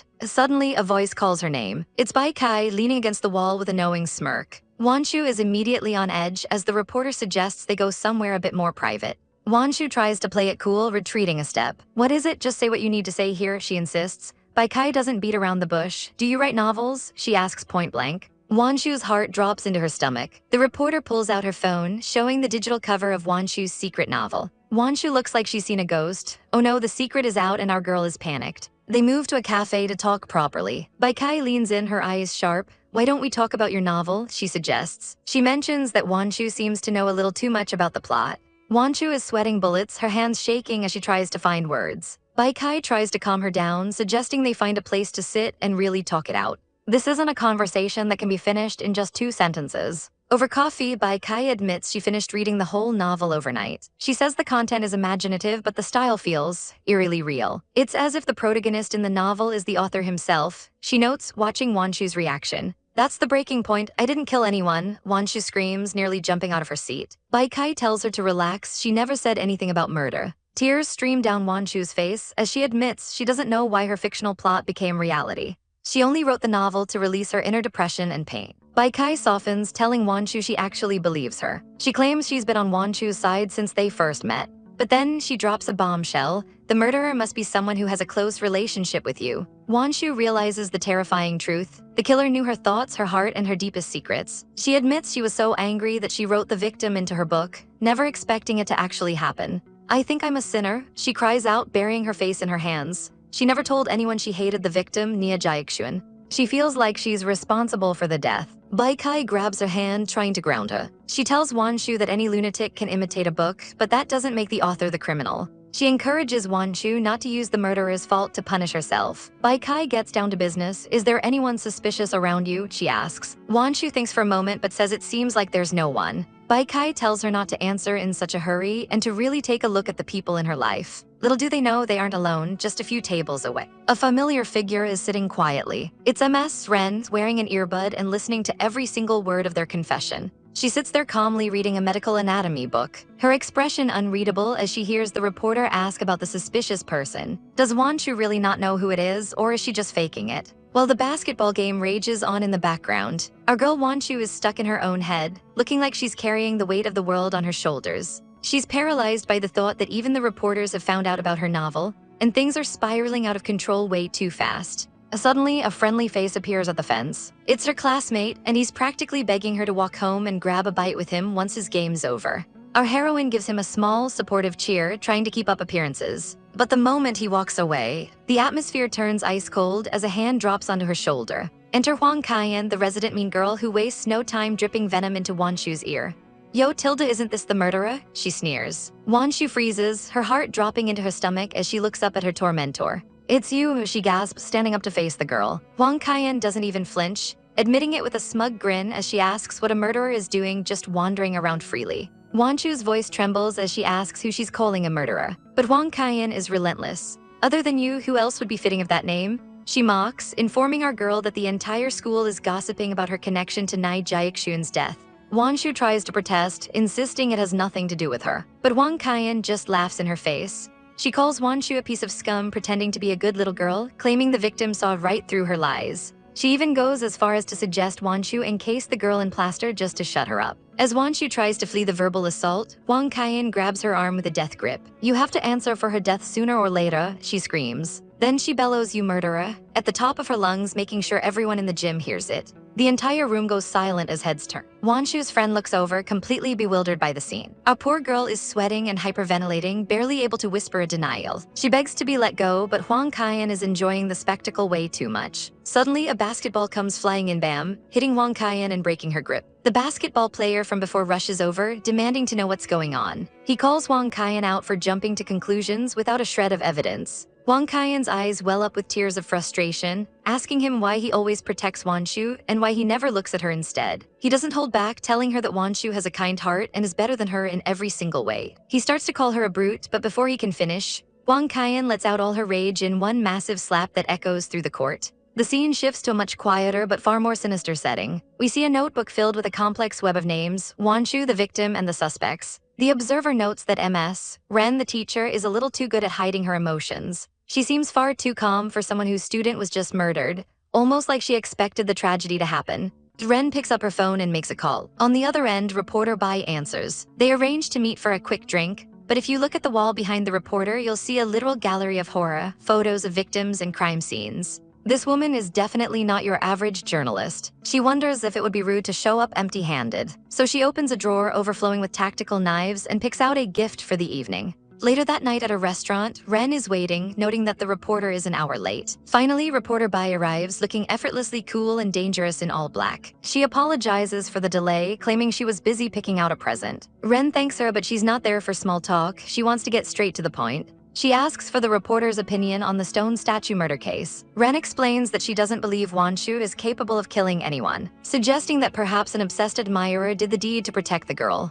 Reporter Bai listens intently, then flips the script, asking Ren how much she actually understands about killers. Bai explains that in her experience, murderers are often solipsists, people who want to destroy the world simply because it doesn't fit their vision. She looks Ren dead in the eye and asks if she's ever had the thought, if this evil bastard disappeared, everything would be better. This hits a nerve, triggering a dark flashback for Ren of her father being abusive toward her mother. Ren admits she's had the thought, but insists that taking a life is a heinous crime regardless of the person. She grows intense, declaring that no one has the authority to decide who lives or dies. Bai just smiles, noting Ren's strong sense of justice. To break the tension, she nudges the gift toward her, telling her to open it up. Ren is visibly hesitant, her hands shaking as she reaches for the box. She finally pulls the string, but the moment she sees what's inside, she lets out a horrified gasp. What kind of gift did this psycho reporter actually bring? Our girl Wanshu is absolutely stunned as she stares down at the gift she just received. It's a lipstick, a present from the mysterious woman who seems to be taking an unsettling interest in her. This one will better suit your temperament, the woman says smoothly, making Wanshu's heart skip a beat. Honestly, this lady is as beautiful as she is terrifying, and Wanshu can't even find the words to respond. Just as things are getting intense, the woman checks her phone and decides she's done here, leaving Wanshu with a cryptic warning that a certain reporter is closing in on the truth. She leaves Wanshu trembling at the table, wondering what kind of game is actually being played. Later, Rujun is brooding over his own scars when Wanshu finds him. She's still feeling guilty about the trouble he got into for her, but he brushes it off like a total champ. Their mood quickly shifts when Wanshu checks her phone and realizes the scholarship results are out. They rush over to the bulletin board, pushing through the crowd to see the rankings. Wanshu's eyes light up when she sees her name. She's ranked 10th. Rujun is super proud of her, but they don't realize they're being watched from the shadows. The local mean girl, Huang Kaiyan, is absolutely fuming from the sidelines. Let's see how long that expression will last, she mutters, looking like she's ready to commit a felony. During class, Wanshu heads to the restroom, unaware that she's being stalked. As soon as she's in a stall, the door is kicked open with a massive bam. Wanshu is cornered by Wang Kaiyan and her group of jealous cronies. Wang Kaiyan is straight up unhinged, screaming about how Wanshu's happy face irks her. The situation turns deadly when a knife is pulled out. Wanshu tries to fight back, but she's outnumbered and outmatched. In the struggle, her arm gets slashed and blood starts splattering the floor. Even after the bullies lose their weapon, Wang Kaiyan isn't done. She slams our poor heroine's head against the wall with sickening force. The bullies decide to leave before they get caught, but Wanshu desperately grabs Wang Kaiyan's leg, crying out that she's going to tell a teacher. This just makes the pigtail-wearing psycho lose it. She kicks Wanshu repeatedly, screaming, "I'll just fucking beat you up until you can't talk." To add insult to injury, she grabs a bucket of filthy mop water and dumps it over the shivering girl. They leave Wanshu broken and soaked on the bathroom floor. With the last of her strength, Wanshu reaches for her phone. While Rujun is oblivious in class, Wanshu manages to call her teacher, MS. Ren. "Teacher, third floor bathroom," she whimpers before collapsing. On the other end of the line, MS, Ren's expression goes cold as ice. She is so filled with quiet rage that she literally snaps her pen in half right in front of her class. Wanshu eventually wakes up in a hospital bed, her head and arm heavily bandaged. She looks around disoriented until she sees a familiar figure by the window. It's MS, Ren. As soon as Wanshu sees her, all the trauma comes rushing back and she bursts into tears. She throws herself into her teacher's arms, sobbing uncontrollably. MS, Ren holds her tight, stroking her hair with a look that says someone is going to pay dearly for this. "Everything's okay now," she whispers. But looking at the dark intensity in MS, Ren's eyes, I think the bullies are about to find out what real danger looks like. Wanshu is absolutely losing it, sobbing that she hates the woman who did this to her with every fiber of her being. Our poor heroine is at her total breaking point, wailing about what she could have possibly done to deserve such a nightmare. MS. Ren is right there though, holding her hands and playing the part of the perfect, comforting guardian angel. She looks Wanshu in the eye and promises her that none of this is her fault. Wanshu finally spills her guts about her tragic past, how her mom abandoned her and her dad ran away from a mountain of debt. She spent her life being a target for bullies, and she truly thought university would be her escape, but the world just kept hitting her. She should be rotting in the ground. Wanshu screams, and honestly, we can't even blame her for the saltiness. MS, Ren just listens calmly, noting that some people are just born selfish and arrogant without a single shred of conscience. Our girl looks completely broken, unsure of how to even move forward. But then MS, Ren pulls her into a hug and whispers a reminder that changes everything. "You're a novelist, Wanshu, that's all you can do right now." You can practically see the gears turning in Wanshu's head as she realizes she has one weapon left, her pen. She starts to wonder, should she write her bully right into the story and give her the ending she deserves? The doctor eventually finishes his rounds, telling them it's just a skin wound and she's free to go home. But Wanshu stares at her bandaged arms, terrified to touch her manuscript again after the last coincidence. MS, Ren isn't having any of that self-doubt though. She insists it was just a fluke, and tells Wanshu she's staying at her place so she can keep a close eye on her. Once they get to the apartment, MS, Ren gives our girl full access to her computer and tells her to make herself at home. As soon as MS, Ren heads out for her night classes, Wanshu finds herself creeping into the study. She's drowning in guilt, thinking that if some psycho is actually using her book as a manual for murder, then she's just as guilty as they are. In a moment of desperation, she calls her bestie, Rujun. Wanshu tests the waters, asking Rujun if she'd still be her friend even if she did something very, very bad. Rujun doesn't even blink, telling her, "No matter what happens, I will trust you unconditionally." Hearing that someone actually believes she isn't a monster sends Wanshu into a fresh fit of tears. Fueled by that bit of support, Wanshu decides she has to end the cycle. She sits down at the computer and starts typing like her life depends on it, determined to write the scum in her life to death. She figures if she kills the monster in the novel, she can prevent the horror from becoming a reality. We see the scene she's writing play out. Her characters, Shu Wan and the killer Pai Sai-ki, are having a final, toxic showdown. Pai Sai-ki is devastated that she tried to send him to prison after everything they shared. As the police start banging on the door, he looks at her with cold eyes. "I'd rather kill myself than let anyone take away my freedom," he declares. In a massive, glass-shattering climax, he throws himself out the window. He falls through the dark sky, choosing a terminal exit over a cage. Back in the real world, Wanshu finally finishes the chapter and collapses, exhausted. Meanwhile, over at the university, MS, Ren is sitting in a grim meeting about the latest victim. She checks her phone and sees the notification that Wanshu just uploaded the new chapter. A chillingly blank expression crosses her face as she reads. Without a word to anyone, she stands up and walks out of the meeting, heading straight into the middle of a torrential thunderstorm. Back at the apartment, the storm causes a sudden power outage, plunging Wanshu into total darkness. She stands by the window, wondering why MS, Ren isn't home yet. Suddenly, the door creaks open. Wanshu calls out MS, Ren, as a shadowy figure enters the room. It's her, but she's soaked to the bone, and the look in her eyes says the sweet teacher act is officially over. Talk about a terrifying cliffhanger. Glass shatters as the storm rages outside, reflecting the absolute chaos erupting inside the library. Ren stalks forward like a predator cornering its prey, her eyes shadowed and full of malice. She looks completely unhinged as she growls out a low warning. "Despicable third-rate rider," she screams, finally losing all her composure. Before Wanshu can even blink, Ren slams her against the window with terrifying strength. A hand grips our heroine's throat, pinning her down and cutting off her breath. "You killed Paisik," Ren bellows, her face twisted into a mask of pure murderous rage. She tightens her grip, determined to make Wanshu suffer for the lives lost in her stories. Our poor girl gasps for air, tears streaming down her face as she tries to defend herself. "I've done so many things for you," she chokes out, but her words fall on deaf ears. Ren's heart has turned to ice as she demands to know if this betrayal is how she's being repaid. Everything fades into a cold, dark void. Memories begin to shatter like glass in Wanshu's mind, showing the twisted bond they once shared. She sees images of their past, realizing the woman she admired is actually a monster. She sees the bodies, the blood, and the ultimate betrayal. Wanshu curls into a ball in the darkness, sobbing that this has to be a nightmare. She loves me," she whispers, desperately trying to cling to a lie even as her world crumbles. The sound of rustling paper suddenly pulls her back to reality. Wanshu opens her eyes, praying she's anywhere else, but the sight of Ren sitting nearby stops her heart. It wasn't a dream. Ren is right there, calmly reading a book in the room. Wanshu tries to move, but a sharp, throbbing pain in her wrist reminds her of the struggle. Ren doesn't even look up as she speaks with chilling indifference. "I was wondering when you were going to stop fake sleeping," she says, finally turning her gaze toward the bed. Wanshu looks down and realizes the horrifying truth. She's been chained to the bed like an animal. She pulls at the cold metal, her eyes wide with terror as the reality of her kidnapping sets in. "You murderer," she screams, the heavy chains clanking loudly against the frame. She thrashes around, but the restraints hold firm, leaving her completely at Ren's mercy. Ren just watches her tantrum with a bored, almost pitying expression. Wanshu threatens to call the cops, screaming that everyone will know she's a killer. But Ren just tilts her head and asks, "What evidence do you have that proves I killed them?" Wanshu is stunned, her voice failing her as she realizes Ren has likely cleaned up every single trace. "I don't need any evidence, you're the real killer," she shouts, citing the coincidences that follow Ren everywhere. Ren leans in close, her shadow looming over the bed. "Aren't you a murderer too?" she whispers, her voice dripping with venom.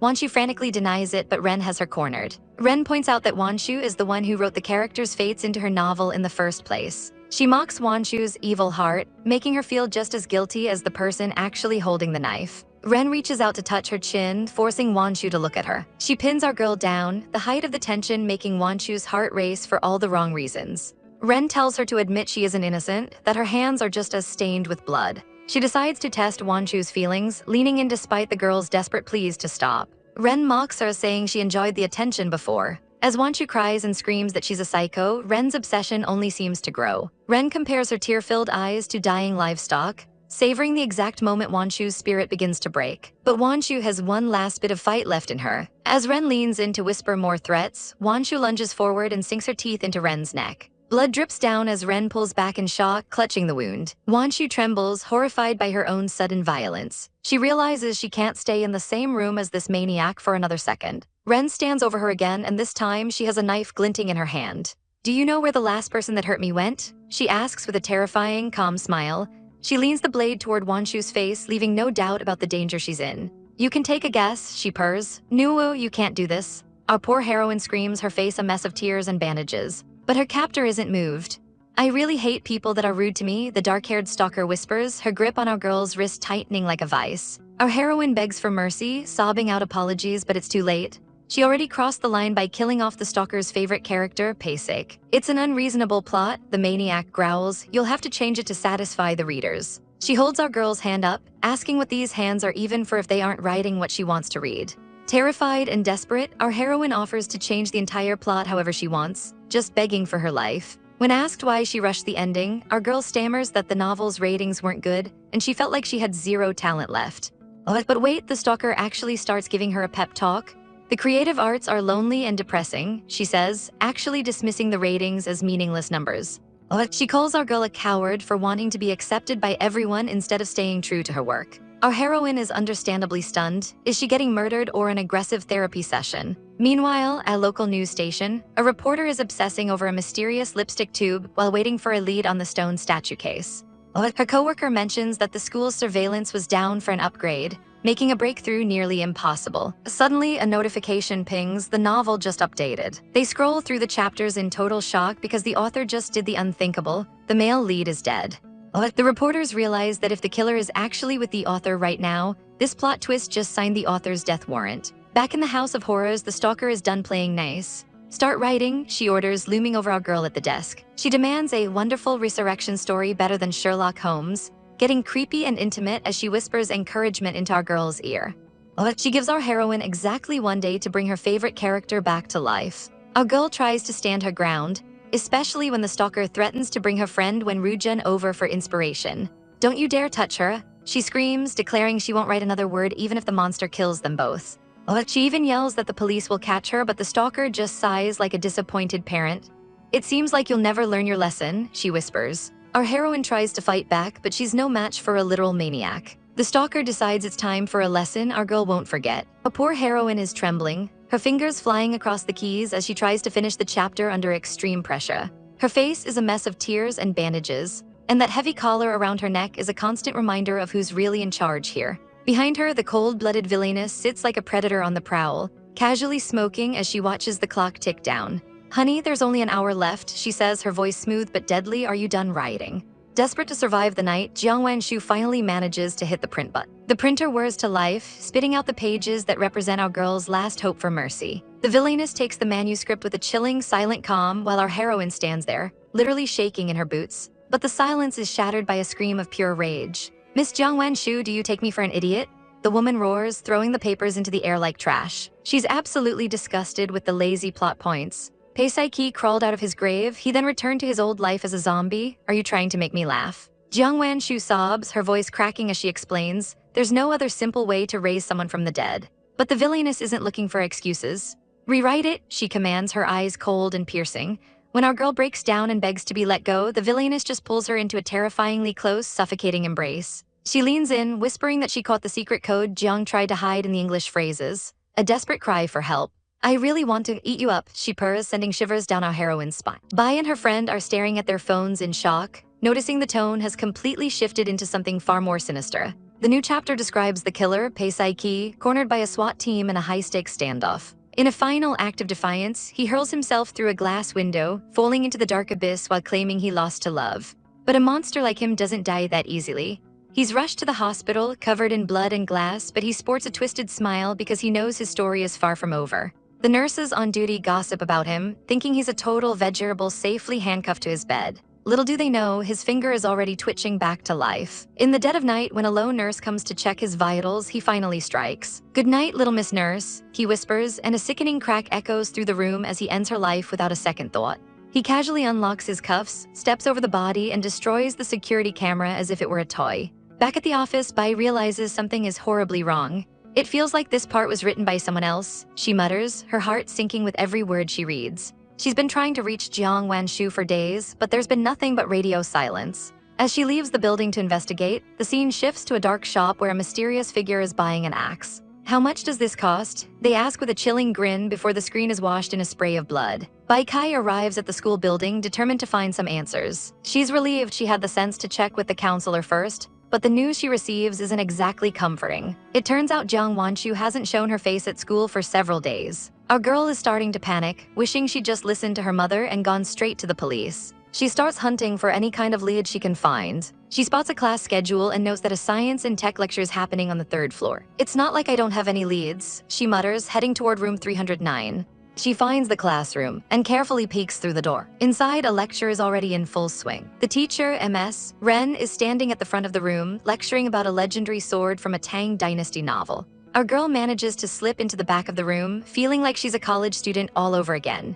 She notices that Ms. Ren has completely changed her style today, looking sharp and professional. The other students are whispering about how cool she looks in her new glasses. Ms. Ren finishes up the lecture and reminds everyone to submit an article for their assessment. As the class clears out, Bai Kai notices a student named Rujun approaching the teacher's desk. Rujun looks worried as he asks if she's been able to contact Jiang Wanshu lately. Ms. Ren claims she hasn't seen her in days either. Bai Kai decides to jump in, greeting them both. They realize they're all looking for the same missing girl. Ms. Ren tries to play it cool, suggesting that Jiang is probably just taking a few days off to rest at home. Bai Kai mentions that the counselor wouldn't give her Jiang's address, but Rujun reveals he actually knows where she lives. He's hesitant to just barge in, but our girl isn't about to let this go. She convinces them that they need to check on her immediately, and Ms. Ren agrees to tag along. But then Ms. Ren says something that should have set off every alarm bell in the room. I'm worried about my little kitty at home. Perhaps it'll be more obedient if I starve it some. Talk about a red flag. Still, she tells the group to wait for her while she drops some things off at the office. Before they can leave, a girl named Huang shows up, acting all clingy and trying to get Rujun to go to the basketball court. Rujun is clearly done with her and tells her to stop bothering him. Huang loses her mind when she hears they are looking for Jiang, screaming that she's a murderer and they shouldn't associate with her. MS, Ren, and Bai Kai can only watch as this girl makes a total scene. Huang keeps ranting, insisting that the world would be better off if scum like Jiang just disappeared. Rujun is absolutely fed up and tells her to shut her mouth. Despite the drama, they head over to the apartment complex to see if Jiang is actually home. They stand outside the door, knocking and calling her name, but there is no response from inside. The silence is deafening, and the group start to get even more anxious. Bai Kai points out that it's weird that Jiang will reply to texts, but won't answer her phone. It's almost like someone else is responding for her. Suddenly, MS Ren reaches down and pulls a key from under the welcome mat. Bai Kai is stunned, asking how she could possibly know where the keys were hidden. MS Ren just smirks, claiming it's common sense. They unlock the door and step into the apartment. The place is a complete disaster, with clothes and trash scattered everywhere. Huang immediately starts acting like a brat, complaining about how disgusting and dirty murderers are. Rujun tells her to stop talking, but the damage is done. MS Ren surveys the mess, her eyes cold as she notes how disorganized the room is. Realizing that something is very wrong, they decide they have no choice but to call the police. Bai Kai's hands are shaking as she dials the emergency number, terrified that Jiang might have been taken by the copycat killer. It doesn't take long for the police to arrive and begin their investigation. While they wait on the stairs, Huang just won't let it go, continuing to badmouth the missing girl. MS Ren finally turns her icy gaze toward the student. She tells the girl that even though she won't be her teacher for much longer, she has one last lesson to teach her. Calamity comes by means of mouth, she warns. She leaves the girl with a chilling reminder that speaking nonsense will only lead to trouble. I don't know what you're talking about, our girl stammers as the others walk in. Reporter Bai isn't buying the act, explaining to the group that the police are already investigating Jiang Wanshu's disappearance. The vibes are beyond rancid as the reporter mentions it might be connected to a late student, and honestly, the school is starting to look like a horror movie set. Tisk, how unlucky, someone mutters while the group decides to split up. Rujun is clearly terrified, asking if they're absolutely sure Wanshu isn't in danger right now. But before anyone can answer, Bai warns them that the serial killer is still on the loose, which is definitely not the reassurance they needed. Wait, where is MS Ren going? She stops in her tracks when reporter Bai calls her out. You're just going to leave like that? Bai asks, looking suspicious. MS Ren doesn't skip a beat, claiming she needs to get home because her kitten is starving. Her eyes turn cold as she stares at the reporter, practically counting the seconds until she can leave. And by kitten, she means our poor heroine, who is literally chained to the floor in a dark room. Our girl is coughing and desperate, calling her captor every name in the book. But MS Ren doesn't care about the insults. She just leans down and adjusts the shackles. You son of a bitch, our girl screams, but MS Ren just stares at her with those dead eyes. She holds up a key, dangling hope in front of her like a cruel game. Before I come back, I want you to finish writing the story the way I taught you, she commands, handing over a cup of coffee like she's a supportive editor and not a total psycho. She even tells our girl to energize herself, which is top-tier gaslighting. MS Ren puts a hand on her shoulder, leaning in close to whisper that she'll be back after class. Our girl is forced to sit at the desk, the heavy chains clinking with every move she makes. As soon as the door shuts, the hollow look in her eyes turns to pure rage. Who the hell do you think you are? She snarls, staring at the coffee. She loses it, smashing the cup against the desk in a spray of caffeine and ceramic. Why the hell should I stay here obediently? She screams, glass flying everywhere. She's done being a victim and starts frantically searching for a way out. She drags her chains across the floor, the sound of metal on tile echoing through the room. She slams her body against the glass, desperate to be heard. Anyone there, help me, she shrieks, collapsing onto the floor. She crawls toward the door, her voice breaking as she begs for someone to save her. She reaches for the handles, her hand trembling. But then she pauses. She looks at her bandaged finger, realizing she's burning up with a fever. I'm done for, this wound is probably infected, she whispers, her vision fading. Suddenly, the door creaks open. She looks up, her heart stopping as she sees those familiar black boots. It's MS Ren, and she's looking down at our girl like she's a stray bug. She's carrying a bag, walking past the shivering girl with total indifference. But then she does something completely unexpected. As she leaves the door wide open. Our girl can't believe her eyes, staring at the hallway as her heart pounds. MS Ren leans down, her face inches away. The door is open, you can leave, she whispers. She tells her she just has to crawl outside and call for help to live. How did it come to this? Our girl wonders, looking at the long, dark hallway. MS Ren looms over her, threatening to close the door if she doesn't hurry up and crawl. Desperate, our girl starts dragging herself across the floor, leaving a literal trail of blood behind. She's almost there, whispering for help with every agonizing inch. "Speak up, MS," Ren demands, watching the struggle like it's a theater performance. "You're not loud enough," she mocks as our girl breaks down in tears. She finally reaches the threshold of the hallway, her strength completely gone. She manages one last weak cry for help. But the game is over, MS. Ren reaches for the handle. "No, let me out," our girl screams, grabbing at the door. She bangs on the wood, but MS. Ren just smiles. "Hey, didn't I give you a chance already?" She tells her not to blame anyone but herself for being too slow. "You bitch," our girl cries out, but MS. Ren just grabs her by the jaw. "I'm a bitch, really?" she asks, before claiming that she only gave her a chance to escape because she loves her. Our girl isn't having it. "You don't understand love," she yells, but MS. Ren pins her against the wall. "Yes, I don't understand love, MS. Ren admits with a chilling calm. She leans in, her breath on our girl's neck. "Then how about you teach me how to love you?" Our girl struggles, screaming that she's going to kill her. Instead of being scared, MS, Ren starts laughing hysterically. She pulls out a folding knife and hands it over. "Killing me is fine too," she says, forcing our girl's hand onto the blade. She leans in, calling them both natural killers. She starts describing all the gore and violence our girl has written in her novels, asking if it excites her. She presses the knife against her own abdomen, using our girl's hand to draw blood. "Pierce into my abdomen, then you can kill me," she screams, her eyes wide with madness. Our girl is shaking, her resolve crumbling as the knife bites into skin. She can't do it. She drops the knife, the metal clattering on the floor. She collapses, sobbing that she just can't do it. MS. Ren throws her head back and laughs, find the whole display hilarious. "Hee hee, you are really cute. What a kind and useless idiot," she coos, patting our girl's head.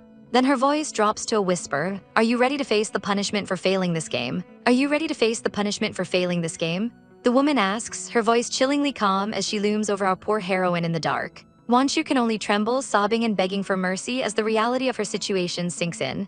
"Relax," the woman whispers, grabbing Wanshu's wrist with a grip like iron. "You still need your fingers for typing, but the other parts not so much." Wanshu screams in terror as she looks down at the heavy chains already binding her ankles. This woman is completely off her rocker, staring at our girl with cold, calculating eyes. She suddenly scoops Wanshu up like a doll, ignoring her frantic cries to be let down. With a violent swipe, she clears the coffee table, shattering cups everywhere before pinning Wanshu down onto the hard surface. "What am I doing? Don't you know already?" she sneers, hovering inches away from Wanshu's face. Wanshu finally snaps and delivers a sharp slap across that smug face. "You're insane, murderer, I hate you," she screams, her voice cracking with pure desperation, but the antagonist doesn't even flinch. She pins Wanshu's arms down, looming over her to deliver a terrifying ultimatum. 1. Obey my wishes and keep writing the novel the way I want it, or 2. Be mine. She makes it clear that if Wanshu becomes worthless to her, she won't hesitate to end her life. "It's time to make your decision, my dear Wanshu," she says, her voice a deadly purr. When Wanshu can't find the words, the woman decides for her, pulling her into a dark, suffocating embrace. Later, we see Wanshu collapsed on the sofa, exhausted and broken, while the antagonist stands by the window, smoking a cigarette and watching her prey sleep. In that moment, she realized the world was a cruel place, thinking it would be better if everyone just died. Her life was a nightmare of being sent to bars and being brutally bullied at school, returning home with a bloodied face while others laughed. Back in the present, she seems to have a tiny sliver of a heart left, checking Wanshu's fever and heading to the kitchen to cook some porridge. When Wanshu finally wakes up, she's still terrified, cowering under the covers and avoiding the woman's touch. The antagonist doesn't push it, leaving the food and some medicine on the table before heading out, complaining about having to go to class. Once she's alone, Wanshu finally crawls out from her hiding spot. As she eats the porridge, the tears start flowing again. It's the most care she's received in this nightmare, even if it's from her captor. Meanwhile, the antagonist, Wen Rujun, is sitting in a cafe, looking every bit the sophisticated student. When the waiter warns her that the espresso is bitter, she just gives a hollow smile. "This bit of bitterness is nothing to me," she says, her mind drifting back to her dark work. As she writes her assignment on a madman's diary, the scars on her arm serve as a permanent reminder of the girl she used to be. Bai Jai is deep in the trenches of her investigation, and the more she digs, the more the pieces just don't fit. She's losing her mind, wondering why the police haven't found a single lead yet. How can a crime be this neat and precise without leaving a trace? She stares at Jiang Wanshu's file, noting that it's no coincidence she went missing right when school was supposed to start. Local surveillance shows she never even made it home after asking for time off. Our girl is spiraling, clutching a note as she wonders if it was suicide or if **** actually killed her. "Wanshu, you better be safe," she cries out, slamming her head onto her desk in frustration. Her coworker tries to get her to chill, but Bai Jai's brain is moving at 100 miles an hour. She's analyzing Ren Pingsheng, thinking that if she's the one behind this, her acting was way too flawless at the house. But if she excludes the teacher, that leaves only one person close to Wanshu, her classmate Wen Rujun. Meanwhile, over at the gym, the atmosphere is a lot less heavy, at least on the surface. Wang Kaiyan is sitting on the sidelines, looking like she'd rather be anywhere else. A boy nearby is busy checking his phone, looking totally suspicious as he gets a text from Wanshu claiming she's just at a relative's house. He looks up at Huang Kaiyan, noting that she's clearly not herself lately. Her friend tries to drag her to the showers before the hot water shuts off, but Huang Kaiyan just waves them off, saying she'll stay a bit longer. The boy approaches her, noticing she actually looks happy for once. "Who were you talking to? You seem so happy," he asks. He tells her that Wanshu finally messaged him back, but Huang Kaiyan's vibe immediately shifts. "Why do you still care about her so much?" she snaps. He doesn't hold back, pointing out that everyone knows she has a crush on MS Ren, and she's the only one pretending not to notice. He walks away, leaving our poor heroine looking absolutely stung. Back at the dorms that night, things get weird. A roommate hands Huang Kaiyan a letter that was left on the windowsill. Our girl is confused, but when she opens it, she finds a super intense, poetic confession mentioning the Greek god of death, Thanatos. It asks if she's willing to accept the writer's heart. Could it be Wen Rujun? She wonders, though she admits the handwriting doesn't quite match. Little does she know, someone is hunched over a desk nearby, scribbling away in the dark. Over the next few days, the letters keep coming, and they're getting even more romantic. One finally asks her to meet behind the science building tonight. Her friends see her blushing over the paper and tease her about having a secret admirer. Huang Kaiyan tries to play it cool, but she's clearly catching feelings. Even when her roommate heads out to get drunk, Huang Kaiyan is too distracted by the mystery writer to care. During class, she can't focus on anything the teacher is saying. She keeps rereading the letter, her heart racing as she wonders if it really is Wen Rujun. She knows the area behind the building is abandoned and creepy, but her curiosity is winning. "I should probably not go," she tells herself as the bell rings, but her feet have other plans. She sneaks out into the night, her nerves on edge as she walks through the shadows. She's second-guessing everything, wondering if it's just a cruel prank. She runs into a couple of classmates who mention they saw Wen Rujun heading toward the science building about half an hour ago. That's all the confirmation she needs. Oh my god, she's the one who wrote the letters. She squeals, practically floating with joy as she runs toward the meeting spot. She pushes through the rusted gates of the abandoned playground, calling out Rujun's name. But the only thing that greets her is a black cat jumping out of the weeds, nearly giving her a heart attack. She laughs it off, feeling silly for being so scared. She keeps calling out for Rujun, but the silence is starting to feel heavy. "Maybe I'm just making a fool of myself," she sighs, looking downcast as she decides to head back. But just as she turns around, a dark, hooded figure lunges out of the shadows. Before she can even scream, a hand grabs her and the trap is finally sprung. The camera pans over a silent, dimly lit classroom, the fluorescent lights buzzing with an eerie stillness. Our girl, student Wang, slowly stirs on her desk, her head heavy and her vision blurred. She groans in confusion, tears pricking her eyes as she tries to make sense of the darkness. "Oh, it hurts," she whimpers, reaching up to feel a nasty red bruise blooming across her neck. But as she tries to move her hands, a cold metallic clink stops her heart. What's going on?" She gasps, her eyes snapping wide with pure terror. She's not just in detention, she's been bolted to the desk with heavy-duty metal cuffs. She tugs desperately, the metal biting into her wrists, but she's going nowhere. Panic sets in as she screams into the empty room, Who is it? Who is doing this to me?" Her voice cracks with desperation, her eyes darting around the shadows for any sign of her captor. Suddenly, a silhouette appears in the doorway, casually holding a baseball bat like it's a simple prop. Huang, squinting through the gloom, whispers, "Wen Rujun." But as the figure steps closer, she realizes she was dead wrong. "No, you're not Wen Rujun," she shrieks, the reality of her situation becoming much more terrifying. She demands to know who this hooded stranger is, accusing them of being an accomplice to the murderous Jiang Wanshu. She tries to play the tough card, barking out threats about the police and reporters. "If you dare touch me, you'll definitely be sentenced to death," she yells, but the figure just keeps walking, the sound of heavy boots clicking against the floorboards. The hood finally comes down and Huang's jaw hits the floor. It's not some random thug, it's her teacher. "MMS Ren," she stammers, her bravado vanishing in a second. "MS Ren" leans over her, a chillingly calm expression on her face as she toys with a lollipop. "Good evening, student Huang," she purrs, poking the girl's cheek with the candy. "Surprised to see me." Huang flinches back, her skin crawling as the woman she's supposed to trust shows her true, twisted colors. The shock quickly turns back into vitriol. Huang snarls that she knew Ren and Wanshu were the same, just pieces of trash. MS Ren doesn't even blink. She hops onto a nearby desk, looking like she has all the time in the world. "You're just here to shut me up, you maniac," Huang screams, but MS Ren just sighs. "Oh, what a pity, you're only halfway correct," she replies, her eyes turning cold as ice. Huang's mind races as she realizes Wen Rujun might be in danger too. She accuses Ren of wanting to kill everyone, but Ren just watches her with a bored, clinical detachment.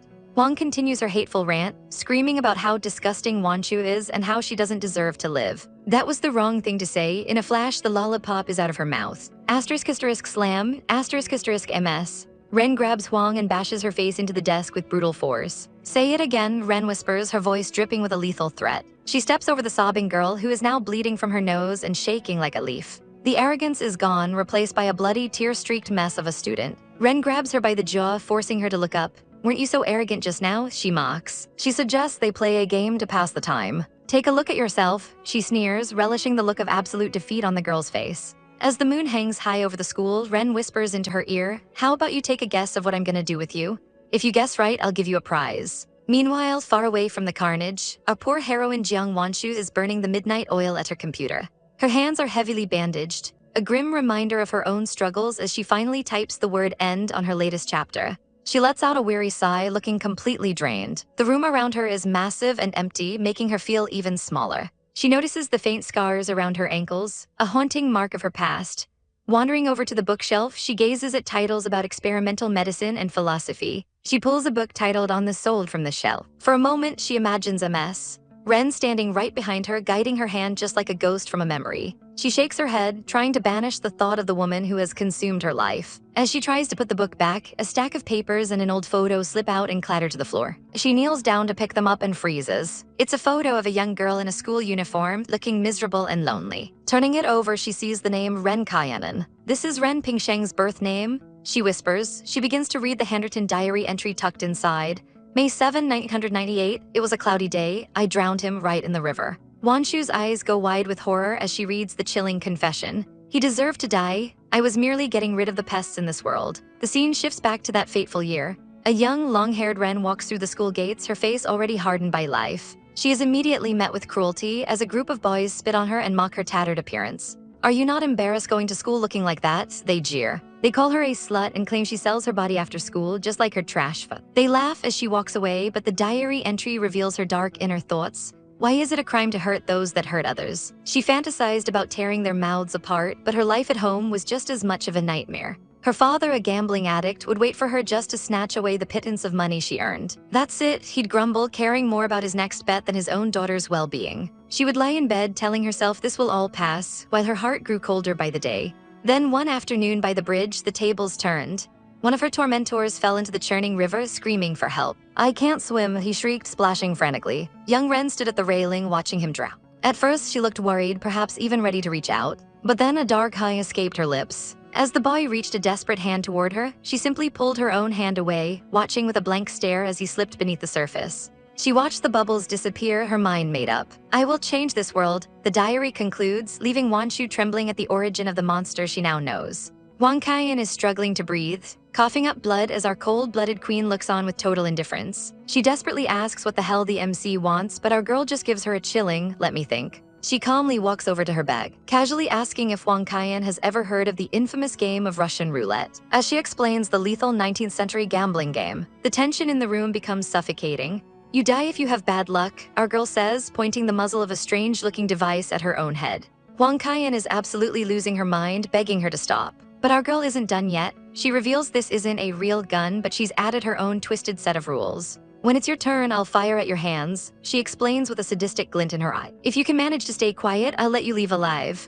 Wang Kaiyan screams that she's a total psycho, but our girl just smirks, stepping right onto the desk to pin her down. "I am really lucky," she gloats before firing another nail into the girl's other hand. Wang Kaiyan is hysterical, calling her a freak liar and screaming for anyone to help her. Luckily for her, or maybe unluckily, Rujun is wandering the halls and hears the commotion. He follows the noise to the classroom, calling out for Wang Kaiyan. He finds her slumped over the desk, looking like she's been through a meat grinder. But before he can even process the horror, our girl appears behind him like a vengeful ghost. *ZZZZT, she hits him with a high-voltage taser and he drops like a stone. We then get a glimpse into the past, where a group of students is accusing a young Ren Kainan of pushing a boy named AG into the water.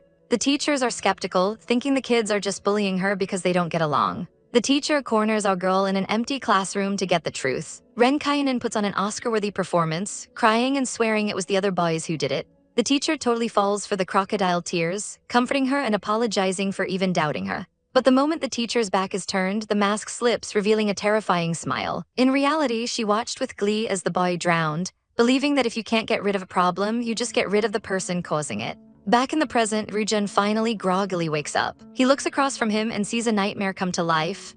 Wang Kaiyan is sitting there, but she's been decorated like a morbid centerpiece, covered in bright orange poppies. Her eyes are wide, glassy, and completely lifeless. Rujun can only scream in pure, unadulterated terror as he realizes he's trapped in a room with a beautiful monster. The atmosphere is heavy as a haunting melody fills the room. Our mysterious girl leans back, humming a tune that would give anyone the creeps. You start a conversation, you can't even finish it, she sings, her voice dripping with a mocking playfulness. She looks completely unbothered, almost bored by the chaos she's likely caused. Then, the chilling silence is broken by a sudden, manic burst of laughter that echoes through the empty space. It's the kind of laugh that tells you she's totally lost it, or maybe she's the only one who knows exactly what's going on. Meanwhile, the reality of the situation is much grimmer at the local playground. Police have the area cordoned off as reporter Bai steps onto the scene, her camera ready to capture the nightmare. The victim is identified as Wang Kaiyan, and let me tell you, the details are absolutely stomach-turning. Her hands were pierced by steel nails, and the killer used a professional medical device to replace her brain tissue with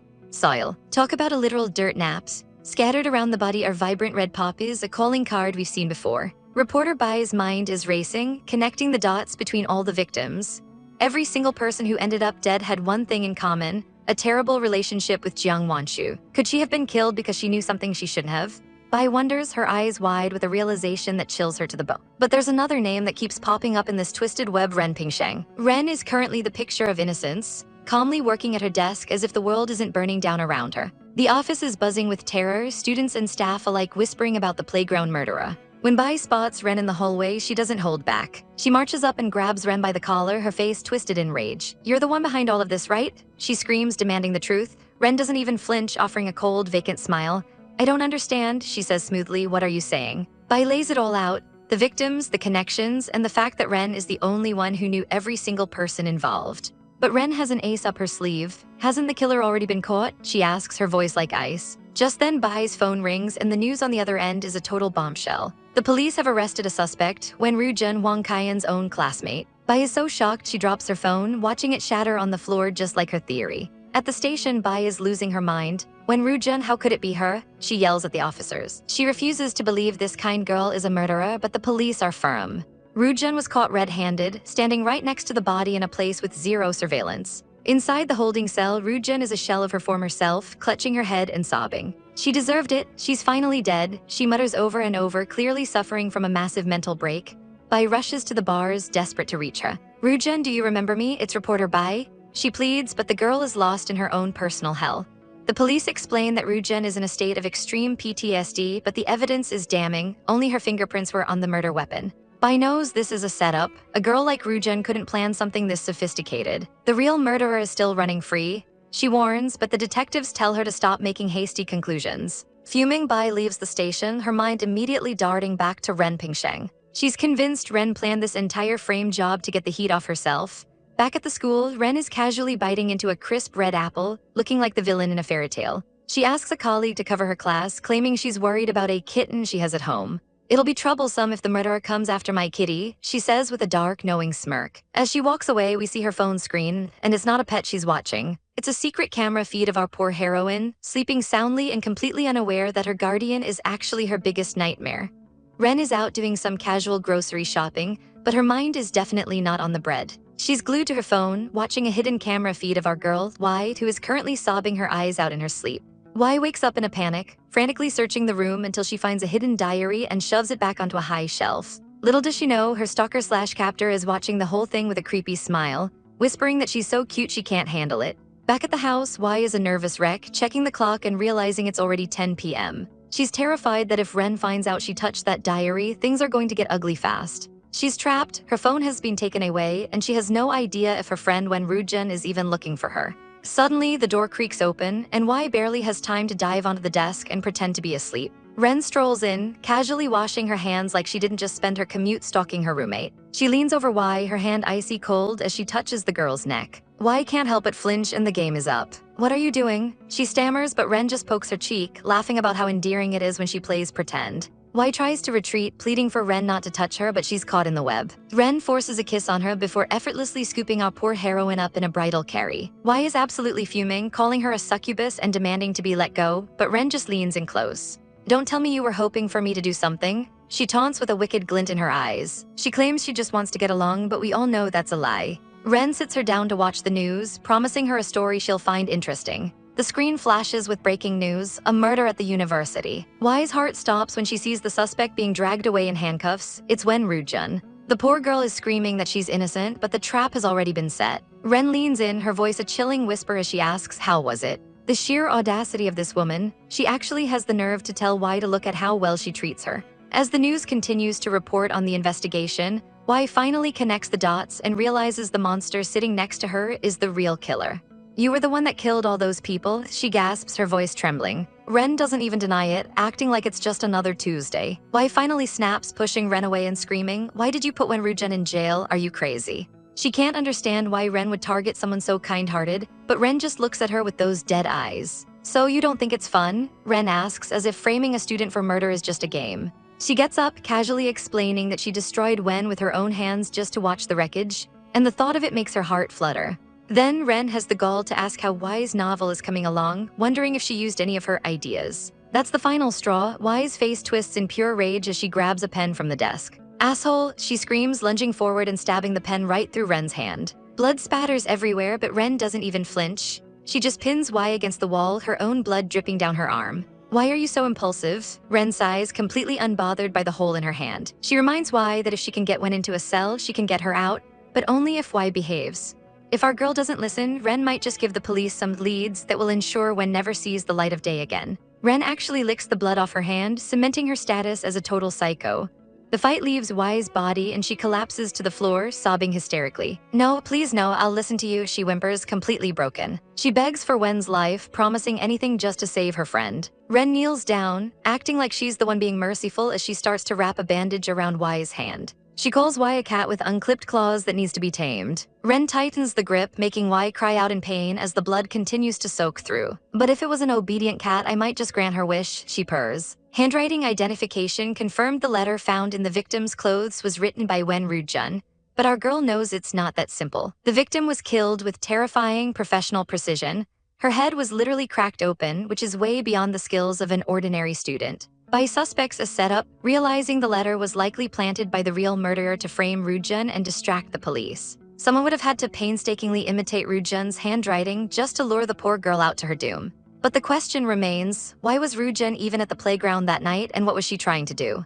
Our girl realizes there's a master manipulator pulling the strings from the shadows. Looking at the evidence, the most suspicious person in this entire web is none other than Jiang Wanshu. Bai imagines the confrontation, but she knows Wanshu would just smirk and ask, "Do you have any proof?" And she's right, the police found no murder weapon, no footprints, and no physical evidence at the scene. Even the fingerprints were scrubbed completely clean, leaving them with nothing. Suddenly, a message pings from Senior Bai, who has been doing some serious digging into the past. He sends over files on a headless corpse and an unsolved city extermination case. It turns out the Jihyun city extermination case is eerily similar to other unsolved crimes in the area. The modus operandi matches a novel by Mr. Paysafe that they were discussing earlier. When Bai asks about the victims' families, the investigator's response is chilling. He admits that honestly, the family deserved to die because they were ruthless loan sharks. They forced people into debt and destroyed countless lives just to feed their greed. Bai freezes as the pieces click together.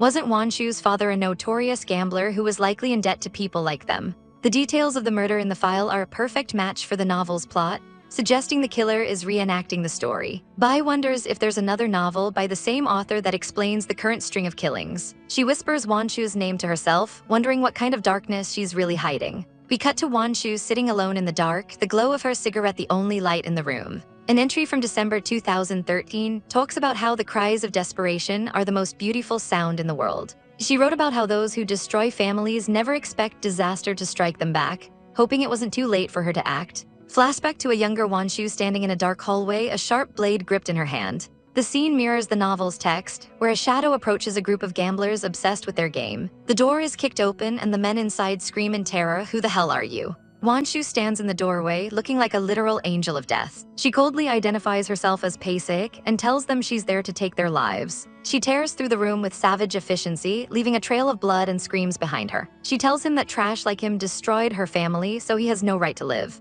After the massacre, she calmly checks her phone, hoping she followed the novel's plot accurately. She stands among the bodies, convinced this was the best she could do to find justice. A twisted, satisfied smile spreads across her face as she starts to laugh hysterically in the middle of the carnage. Years earlier, we see Wanshu, then known as Ren Pingsheng, graduating with top honors. But the moment she gets home, her excellent life is shattered when her father throws her papers in her face. "Don't you dare act high and mighty just because you read some books," he screams at her. He brutally slaps her across the room, claiming she only lives comfortably because of his hard work. Lying in bed with bandages on her neck, Wanshu stares at the ceiling, wondering what the point of living even is. She finds a novel online called Nightmare Crucifixion, written by a user named Paiki. The author writes about how life is a meaningless curse and that we only cling to others out of vanity. Wanshu is stunned, feeling like she's finally found a kindred spirit in this dark world. She reads a story about a character who hates their gambler father but is too afraid to actually kill him. She's shocked to discover the author is just a middle school student, even younger than she is. She can't believe there's really someone else out there who feels exactly like she does. She stays up all night, her phone the only thing keeping her tethered to reality. The author describes the struggle of wanting to kill a father who has no love,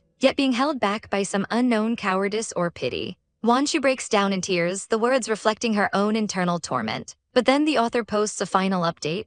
Their father died in a car accident and they feel a sense of incredible relief. The author feels like they've been given a brand new life without having to commit a crime themselves. Wanshu whispers the word fate, her mind spinning with a dark new idea. Suddenly, her drunk father barges in, demanding she go out and buy him cigarettes. When she tells him she has a paper to write, he snaps, slamming her head down onto the desk. Blood drips onto her schoolwork, but Wanshu doesn't cry this time. Her eyes are dead as she calmly says, "All right." She tells him she'll go, her voice devoid of any emotion. She walks out of the house but doesn't head for the store. Instead, she sits on the stairs waiting. After a while, she calls out to her father, claiming she forgot her keys and needs him to open the door. The drunk man stumbles out, cursing her for being a useless burden. As he reaches the top of the stairs, Wanshu gives him a firm, decisive push. He tumbles backward, the glass bottle in his hand shattering as he falls down the concrete steps. He hits the bottom with a sickening thud and lies motionless. Wanshu takes a sharp breath, preparing herself for the performance of her life. She starts screaming for help, acting like a devastated daughter whose father just had a tragic accident. But deep down, she knows the truth. If fate doesn't favor her, she'll simply change it herself. Bai Jai is deep in the trenches of a cold case from 2013. As she sips her coffee, the gears are turning. Could this decade-old tragedy really be connected to the mysterious woman currently haunting their lives? She's frustrated, feeling like she's just going in circles while the image of Ren Pingsheng lingers in the back of her mind. "Ren Pingsheng, who are you really?" she whispers to the empty room. Determined to find the truth, she starts digging into the name online, hoping a digital trail will reveal what the woman is hiding. Hours fly by as the clock ticks away. Her eyes are practically bleeding from staring at the screen, but just as she's about to give up, her pupils dilate. "I found it," she gasps, leaning in close to the monitor. It turns out our mysterious antagonist wasn't always Ren Pingsheng. She used to go by Ren Pingsheng, and she was a star student at her middle school. Looking through the archives, Bai Jai is stunned by how many awards this girl won. But then she finds something much darker, a file for the Jihyun City extermination case. Without a second thought, she pulls up a map on her phone to track down the locations linked to Ren's past. She's closing in. Meanwhile, things are getting dangerously intense at Ren's place. Our poor heroine stands trembling as Ren finishes reading her latest manuscript. The silence is suffocating until Ren finally sets the papers down. A predatory smile spreads across her face as she purrs. "I'm very pleased with this chapter." She grabs our girl's hands, pulling her into a terrifyingly intimate space. "I can feel the despair and anguish in your words," Ren whispers, her eyes gleaming with a dark obsession. She claims that our girl's writing is what makes her feel unstoppable. Ren pulls her even closer, promising to guide her so she can write even better. Our girl tries to protest, stammering that there's no need, but Ren isn't listening. She holds our heroine onto her lap, effectively trapping her. When our girl tries to retreat back to her writing, Ren stops her cold.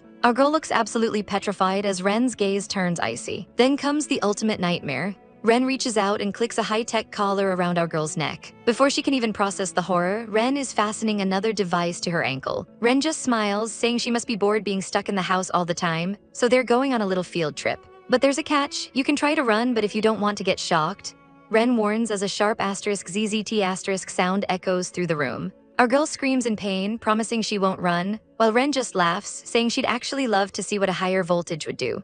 Ren then drags her over to show off some new clothes she bought for her. "Go change into it," she commands, watching her captive like a prize she's finally won. Our girl can only stare at her reflection, a broken doll in a gilded cage. Soon they are out in the city, the car speeding through the streets. Ren is at the wheel, looking cool and detached in her sunglasses, while our girl sits in the passenger seat, touching the cold metal of the collar on her neck. She winces as it pinches her skin. She looks out the window, her mind racing with what-ifs. "Wake up," Ren says sharply, breaking the trance. They've arrived at the Shangju cemetery. As they step out of the car, our girl is completely bewildered. A cemetery, she thinks, wondering why on earth Ren would bring her to such a somber place. They walk up the endless gray stairs together, eventually stopping before a specific grave. The name on the stone reads Ren Waiguang. Our girl realizes this must be Ren's father. Ren stands there looking down at the stone and admits it's the anniversary of his death. She rarely visits, but today she had a reason. She turns to our girl and says something that sends chills down her spine. "I brought you here because I want to thank you." She removes her sunglasses, revealing eyes full of a twisted gratitude. She explains that if she hadn't read the story our girl wrote, Crucifixion Nightmare, she would still be living in her father's shadow. Our girl is horrified. "What do you mean?" she stammers. Ren reaches out, cupping her face. "It was your words that gave me the strength to control my destiny," she says, her face inches away. Our girl is reeling. Ren has been stalking her work since they were in junior high. "I was already deeply infatuated with you," Ren confesses, her obsession finally laid bare. Back in the city, Bai Jai has finally reached the old apartment complex where Ren used to live. She manages to get inside and encounters an elderly neighbor who recognizes the name Ren Kaithan. Bai Jai claims she's a friend who wants to help. The old woman sighs, saying Ren's life was nothing but misery. She remembers Ren as a good kid who was always polite and helpful, often helping her carry groceries. But then the old lady mentions that incident. She reveals that Ren's father was a degenerate gambler who actually tried to sell his own daughter to a nightclub because she had a good voice. Fortunately, God was looking out for her, the lady says, explaining that the father accidentally fell down the stairs and died while drunk. However, Ren's relatives never believed it was an accident. They accused her of murder. Bai Jai's eyes narrow.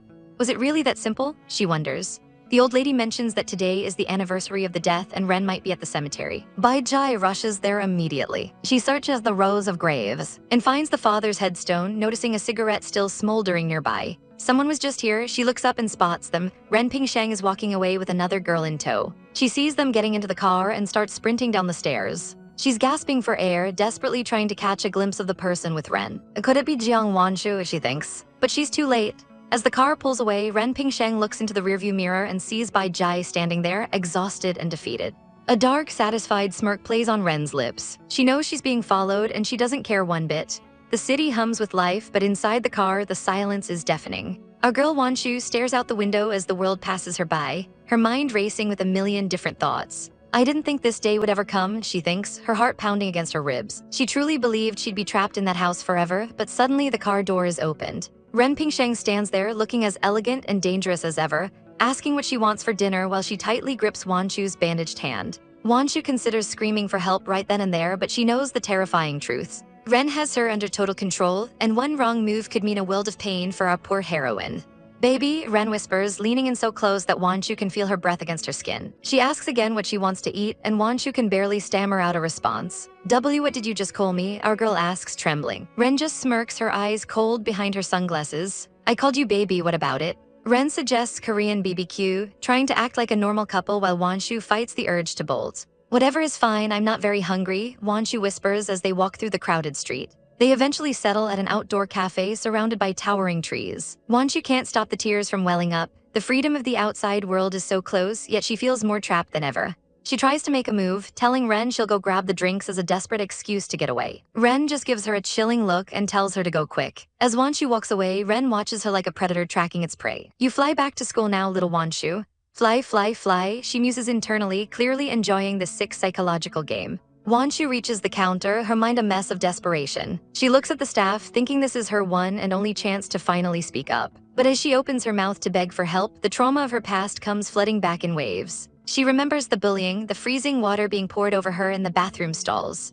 She remembers being labeled a murderer and the entire world turning against her. The crushing realization hits her. Even if she escapes Ren, where would she actually go? Ren is the only one who saved her from that hell, the only one who stayed by her side. She thinks of the way Ren has cared for her in her own twisted, possessive way. Even when they sleep together, it's a cage made of silk that Wanshu doesn't know how to leave. Back at the counter, Wanshu breaks down, clutching her head in pure agony. She collapses to the floor, the weight of her reality finally breaking her spirit. She's sobbing now, a broken shell of the girl she used to be. She looks at her bandaged finger, a permanent reminder of the price she pays for defiance. The waiter rushes over, looking concerned and asking if she's okay. But when the woman tries to help, Wanshu recoils in terror. "Don't touch me," she screams, her voice cracking with pure panic. She cowers as Ren approaches, the shadow of her captor looming over her once again. Ren calmly asks if she's feeling unwell, but her eyes say something much darker. She leans in, whispering a challenge that chills Wanshu to the bone. "Don't be such a scaredy cat, run."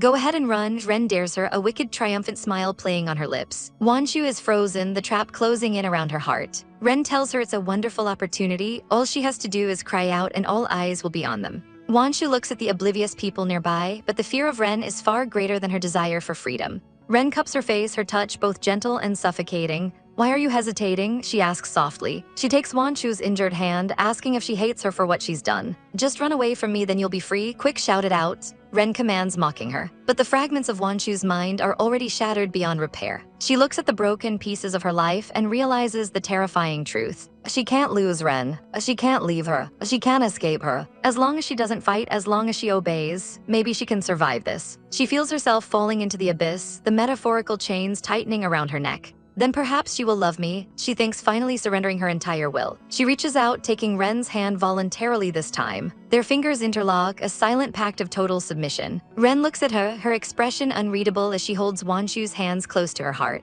"Do you know how I feel towards you?" Ren asks, her voice dropping to a low, intimate tone. Wanshu looks up, her eyes wide with a mix of hope and horror. "I have never fallen for anyone in my life," Ren confesses, "but you are the exception. You make my world stop with every move," she adds, sounding almost sincere. "Do you really mean it?" Wanshu asks, desperate for any scrap of affection to justify her imprisonment. Ren just tilts her head, her gaze piercing. "Other than me, would there be anyone else?" As the sun sets and the city lights flicker on, the twisted bond between them is sealed in the darkness. But meanwhile, across town, another girl is finally putting the pieces together. She realizes Ren Pingsheng kidnapped Wanshu and has been lying to everyone this whole time.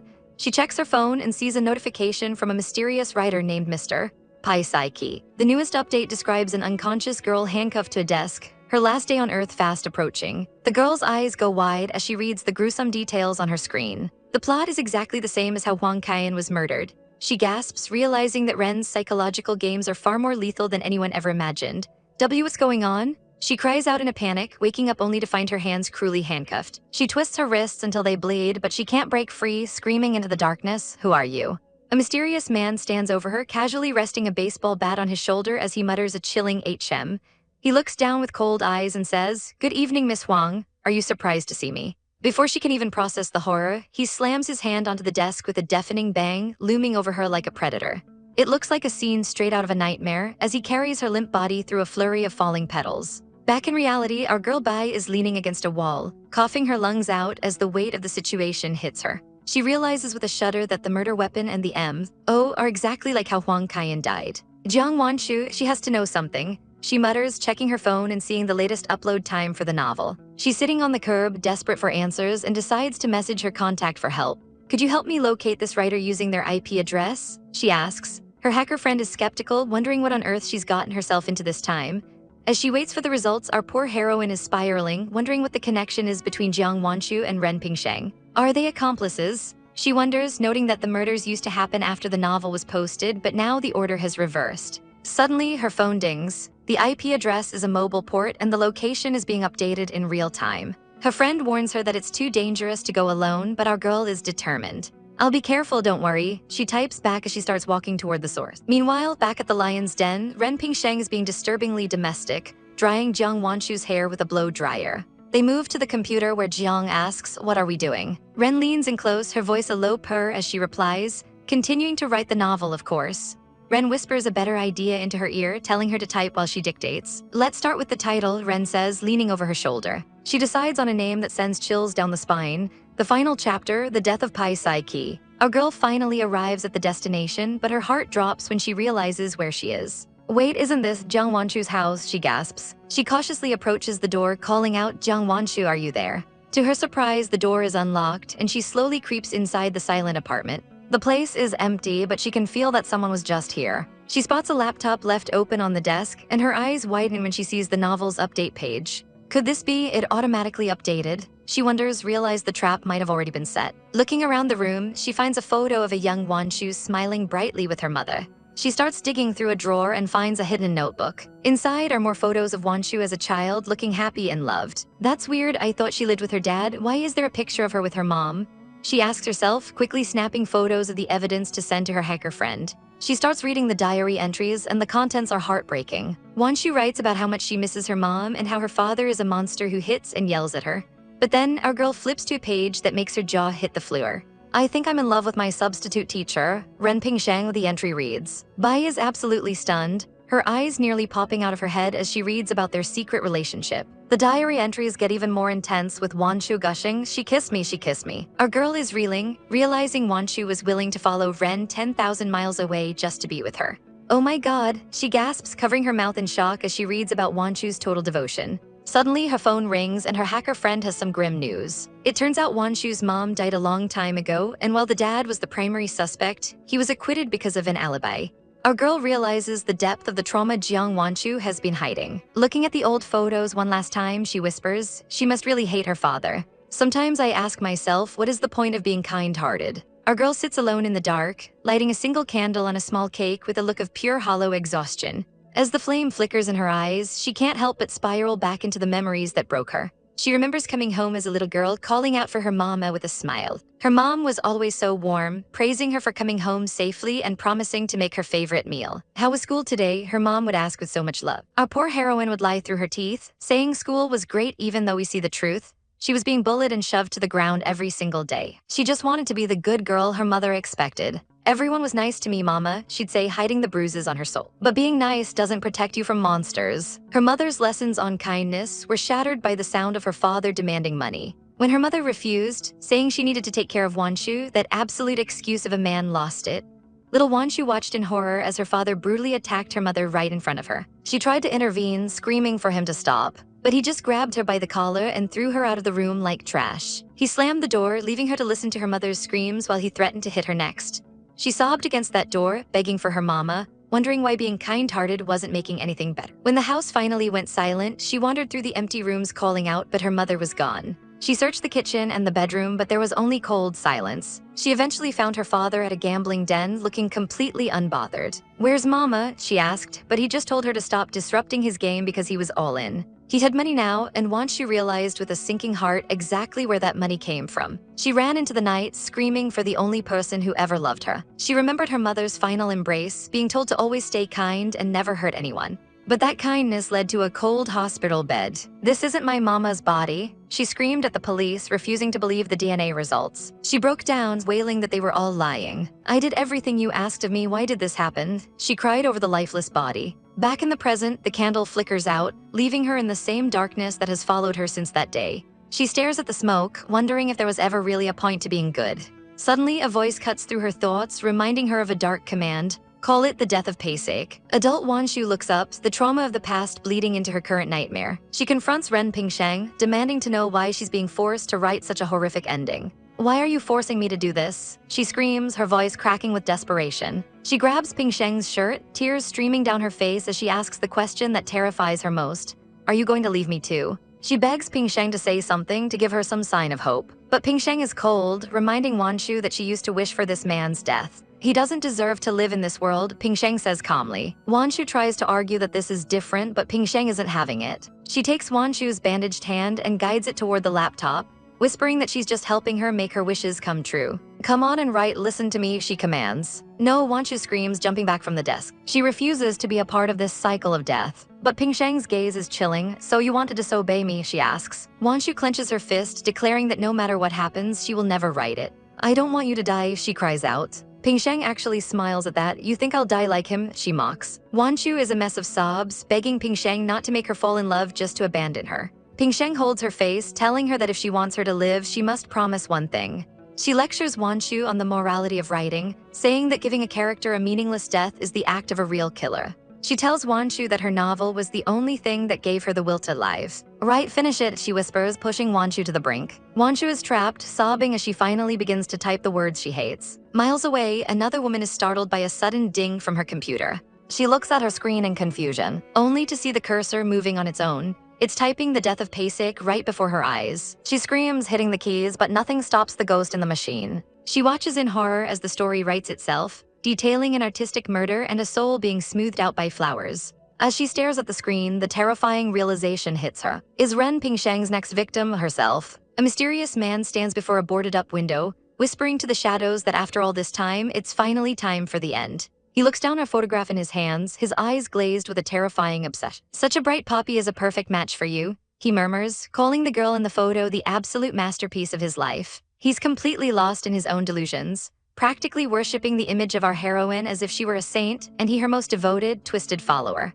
He looks absolutely unhinged as he claims she is the most perfect thing he's ever seen. In a chilling display of affection, he presses his lips to the photo, sealing a vow that can only lead to disaster. He sheds his jacket, revealing a sleek black outfit as he reaches for a heavy canister of gasoline. Without a second thought, he lifts the jug and drenches himself, the fuel cascading over his hair and clothes in a waterfall of death. He stands there soaking wet and smelling of chemicals, a faint eerie smile playing on his lips. But his peace is short-lived as the sound of heavy boots thunders through the hallway. Surround the area, the SWAT team commands, their weapons drawn as they swarm the building. They frantically search for an entrance, but the main door is locked tight. They scream for him to open up, but he doesn't move a muscle. Instead, he calmly pours the remaining gasoline across the floor, ensuring there's no way out for anyone.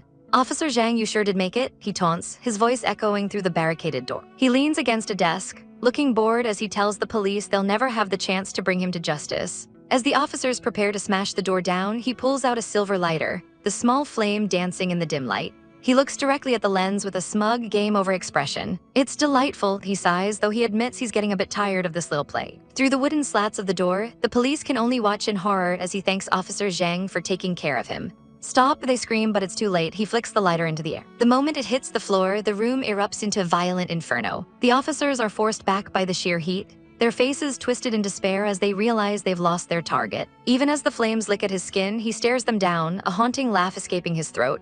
The fire is a monster, spreading through the vents and sewers to the rest of the school. "Withdraw quickly, get out of here," the commander yells, fearing a massive explosion. They call for fire trucks, but the building is already a funeral pyre. The man stands in the center of the chaos, his silhouette framed by the roaring orange light as he finally finds the freedom he was looking for. The entire structure is swallowed by smoke and ash, leaving nothing behind. Suddenly, the perspective shifts. We aren't at a school, we're looking at a laptop screen. Our girl is the one typing these words, her fingers bandaged as she finishes the dark chapter. "Will that be enough?" she asks softly, turning to the woman standing behind her. This is the legendary Ren Pingsheng, who leans in close, her long hair brushing against our heroine's shoulder. Without a word, Ren grabs her chin and pulls her into a deep, lingering kiss. Our girl is left breathless and blushing, her heart racing as Ren pulls back with a satisfied smirk. "Yes," Ren whispers, "it's very well written." She gently tucks a strand of hair behind our girl's ear, noticing how exhausted she looks after pouring her soul into the manuscript. Ren decides it's time for a break and promises to make her a late-night snack to keep her strength up.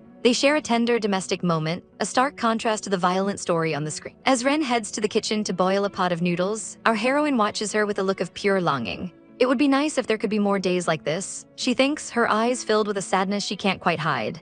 Ren returns and begins to gently feed her, treating her like something precious and fragile. But as she eats, our girl is hit by a sudden, painful memory of a woman named Wanshu feeding a child in a much happier time. The grief catches her off guard and tears begin to stream down her face. "Can you not leave me?" she sobs, clutching at her chest. She begs Ren for a promise that they will always be together. Ren's expression turns solemn as she admits there are things she has to put an end to. This sends our girl into a panic. "I don't want an ending, I only want you," she screams, burying her face in Ren's shirt. She clings to Ren as if she's the only anchor in a storm, terrified of the silence that follows. Eventually, she cries herself to sleep and Ren lays her down, whispering a final, haunting promise. "You won't lose me." But when our girl wakes up and looks back at her laptop, her blood runs cold. She sees the date she wrote into the novel and realizes with a jolt of terror that it's today's date. The fictional school, the fictional fire, it wasn't just a story. It was a premonition of what Ren is planning to do tonight at Huanyang University. She realizes the novel was a cover-up for a very real, very deadly plan. Trembling, she sends a desperate text to a friend. "If I don't answer in 2 hours, call the police and have them come to Huanyang University to catch the serial killer." She leaves the laptop behind, the cursor blinking next to the word end, as she races out to stop the woman she loves from becoming the monster she just wrote about. Bai Kai sprints toward the building, her breath hitching in the cold night. She desperately checks her phone, but her heart sinks as the screen remains black. "Come on, the battery is dead, why should it be this time?" She cries out, stumbling into the security office. Inside, the scene is a nightmare. The guards are slumped over, completely unresponsive. "Hey, are you okay? Wake up," she pleads, shaking one of them, but they're out cold. She looks up at the security monitors, her eyes widening in horror. There on the grainy screen is the woman she's been hunting, or perhaps the woman who's been hunting her. Is that? She gasps, her mind racing to find a way to call for help. Realizing she's truly alone, she lets out a frustrated "geez" and bolts from the room. As she runs, a chilling thought takes root. Everything that's happened feels like it was perfectly arranged. Could it be Ren Pingsheng predicted all my thoughts? She wonders, though she tries to deny the terrifying possibility. She charges up the stairs, her footsteps echoing in the empty stairwell. Suddenly, a sharp, pungent odor stops her in her tracks. Smell of gasoline? She gasps, her blood turning to ice. She rounds the corner into the hallway, her eyes searching the shadows. Pushing open the heavy doors to a classroom, she wonders if Ren is actually going to follow the dark plot of the novel to the very end. In the dim light, she sees a silhouette standing by the window. Ren Pingsheng turns slowly, a hauntingly calm expression on her face. "Reporter Bai, you're finally here," she says, her voice smooth as silk. "I've been waiting for you for a long time." Bai Kai's voice trembles with rage and fear. "Ren Pingsheng, what the hell do you want?" she screams. She looks down and realizes she's standing right in the middle of a massive puddle of gasoline. The liquid shimmers ominously on the floor, leading straight to the woman in black. "What the hell do you want to do?" Bai Kai demands, her voice cracking. She lashes out, calling Ren a coward and asking if she thinks dying like this makes her special. Ren doesn't get angry, instead she begins to clap slowly.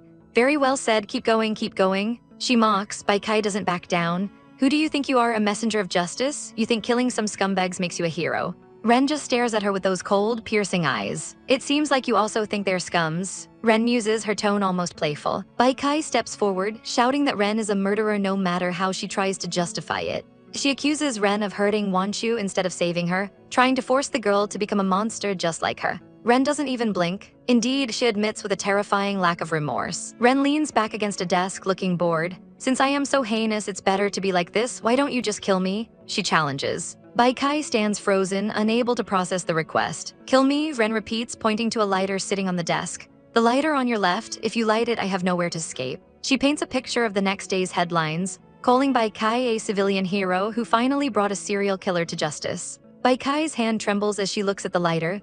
She stammers, her resolve crumbling. Ren scoffs and lights a cigarette instead. "This whole time you wanted justice to punish me, so it seems that your hatred for me is just the hatred given to you by morality, by the law," Ren says, exhaling a cloud of smoke. She mocks Bai Kai for not having the guts to actually do the deed herself while claiming to seek justice every day. "No, that's not true. You deserve to be punished by law." Bai Kai screams, her fists clench so hard her knuckles turn white. She tries to maintain her moral high ground, vowing to put Ren in jail anyway. But Ren is relentless, leaning in close to ask if Bai Kai has ever actually gotten her hands dirty. "Or do you want to catch me just to make up for the mistakes you did?" Ren asks, hitting a nerve that makes Bai Kai's heart skip a beat. As smoke fills the room, Ren leans in with a wicked glint in her eyes. "You know what, let me tell you a story you'll definitely be interested in." The scene shifts, pulling us back into the past. We see a younger Bai Kai wearing a school monitor's armband and looking far more innocent. She walks the halls of her old school, overhearing the muffled sounds of a heated argument between parents behind closed doors. She walks away, her expression troubled as she descends the stairs. In the classroom, the teacher is droning on about the importance of the college entrance exam, calling it the turning point of their lives. Bai Kai's friend leans over, asking if she's finished reviewing. The girl looks exhausted, admitting how hard it is for her to keep up. Bai Kai tries to encourage her to study harder, but her friend just looks at her with a desperate, strange expression. The friend leans in and whispers a dark secret. "I have a way, but you better not tell anyone. I plan to cheat in the college entrance examination." She explains that she's written all the answers on a small piece of paper. Bai Kai is stunned as the class is dismissed. Later, the girl offers Bai Kai some of her lunch, smiling brightly and acting like the kindest person in the world. Bai Kai is torn. She's going to cheat, but she's my best friend. She's so kind to me, she thinks, watching her friend laugh. They share a meal, but the weight of the secret is crushing Bai Kai. But it's not right, is it? She tells herself. Driven by her rigid sense of morality, Bai Kai finds herself standing in the quiet hallway, right in front of the teacher's office. She knocks, but hesitates at the last second. A teacher spots her and asks why she isn't in the exam room yet. Bai Kai's heart hammers against her ribs. Should I say it or not? She wonders. She convinces herself that she's doing the right thing, that she's being righteous. "Teacher, I want to report a student who is cheating," she finally said. The fallout is immediate and brutal. In the middle of the exam, the teacher catches the girl red-handed. The girl is dragged out of the room, sobbing and screaming in terror as her future vanishes in an instant. For her honesty, Bai Kai is hailed as a hero. She's given a merit student certificate and awarded extra points for her own entrance exam. Her parents are beaming with pride, telling her she did a good job and has a promising future. But as they pat her on the back, Bai Kai looks utterly haunted, the praise feeling like ashes in her mouth. Back in the present, Ren Pingsheng blows a thick cloud of smoke directly into Bai Kai's face. Is the story interesting? By Kai, she asks with a cruel smirk. Ren reveals that she tracked down that former friend. Do you want to know what happened to her? She asks. The ending wasn't a happy one. Because of Bai Kai's report, the girl's family saw her as a disgrace and drove her out. She ended up on the streets, lost to drugs and theft, before eventually taking her own life. Bai Kai stands there shattered as the weight of her righteous past finally comes crashing down on her. The truth hits like a physical blow, and our girl Bai Kai is left reeling. She bites her lip, the weight of the words she committed suicide crushing her spirit. Then so what? She's the one who's wrong. Bai Kai screams, trying to cling to her crumbling sense of self-righteousness. Ren Pingsheng just stands there, coolly lighting a cigarette, her eyes filled with nothing but cold disdain. Bai Kai continues her desperate rant, demanding to know if she was wrong to report a cheater, but Ren isn't playing that game. I'm just stating the truth, Ren says, her voice a deadly whisper, the life of a person who died because of you. Bai Kai is sweating now, her confidence completely evaporated. She tries to pivot, babbling about logical fallacies and how she couldn't have predicted what happened next. If her family understood her, if society accepted her, how could she have chosen to leave? She shouts, as if yelling it makes it true. But Ren isn't letting her off the hook. She calls out Bai Kai's cowardice, mocking the clever reporter who refuses to admit she destroyed her best friend. Ren leans in close, revealing the ultimate knife to the heart.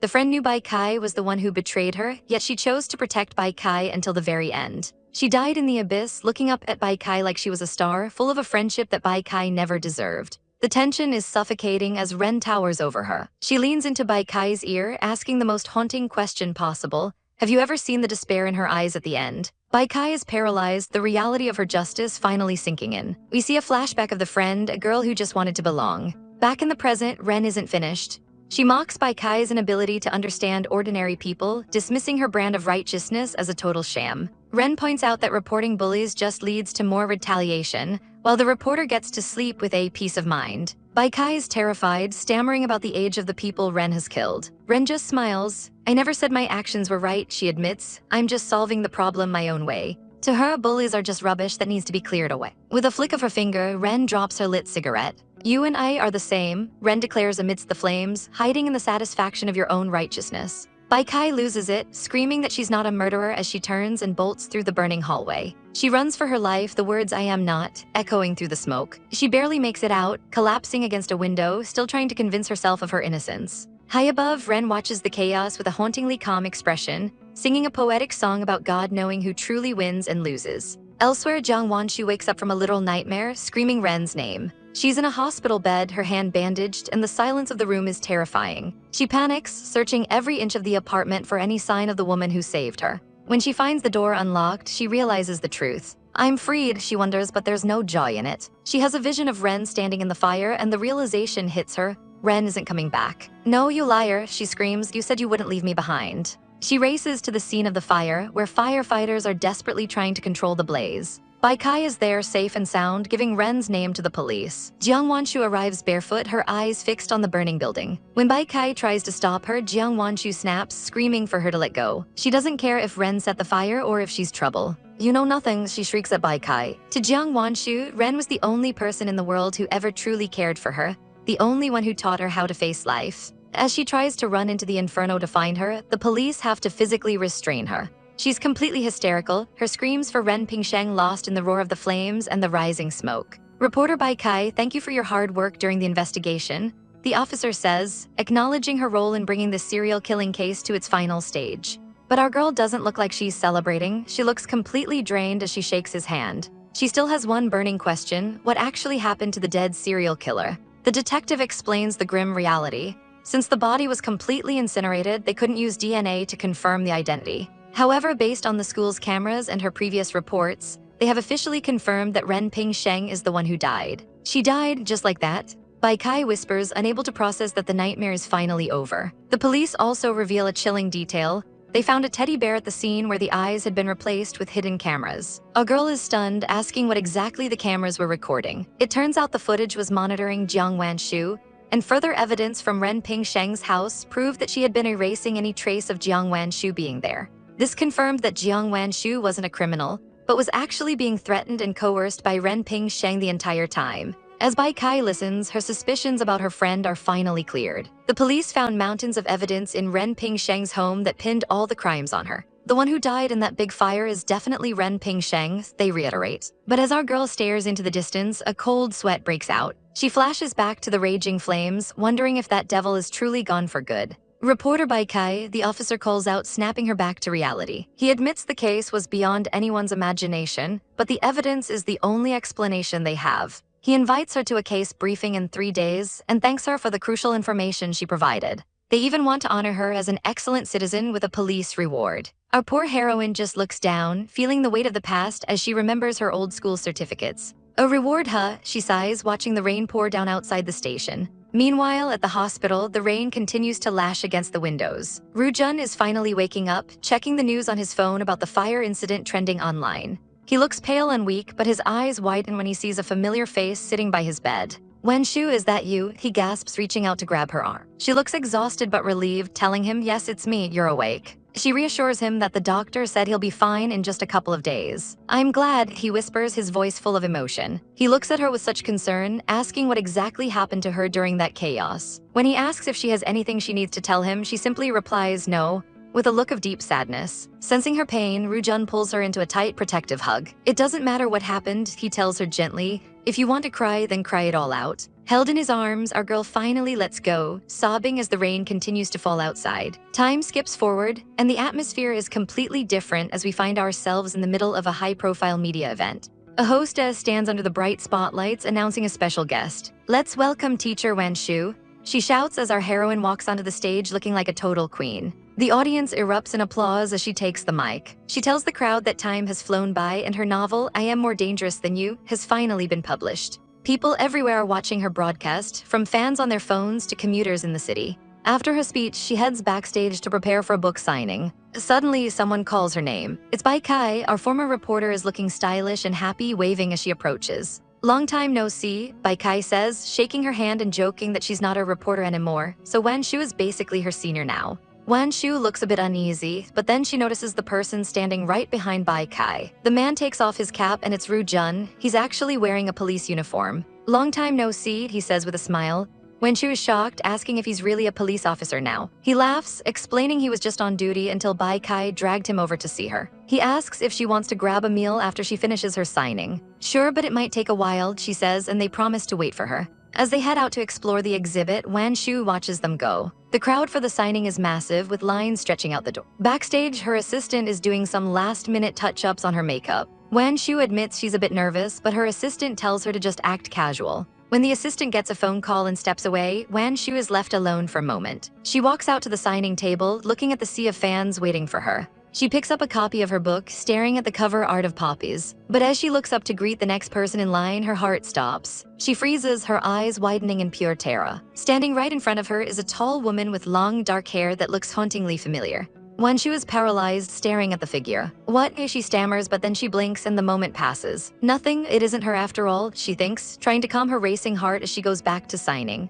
But then her phone vibrates on the desk. She picks it up, her hand trembling. A new message notification pops up on the screen. It's from someone named Mr. Pasek, and it reads, "Your new book is really good, I like it."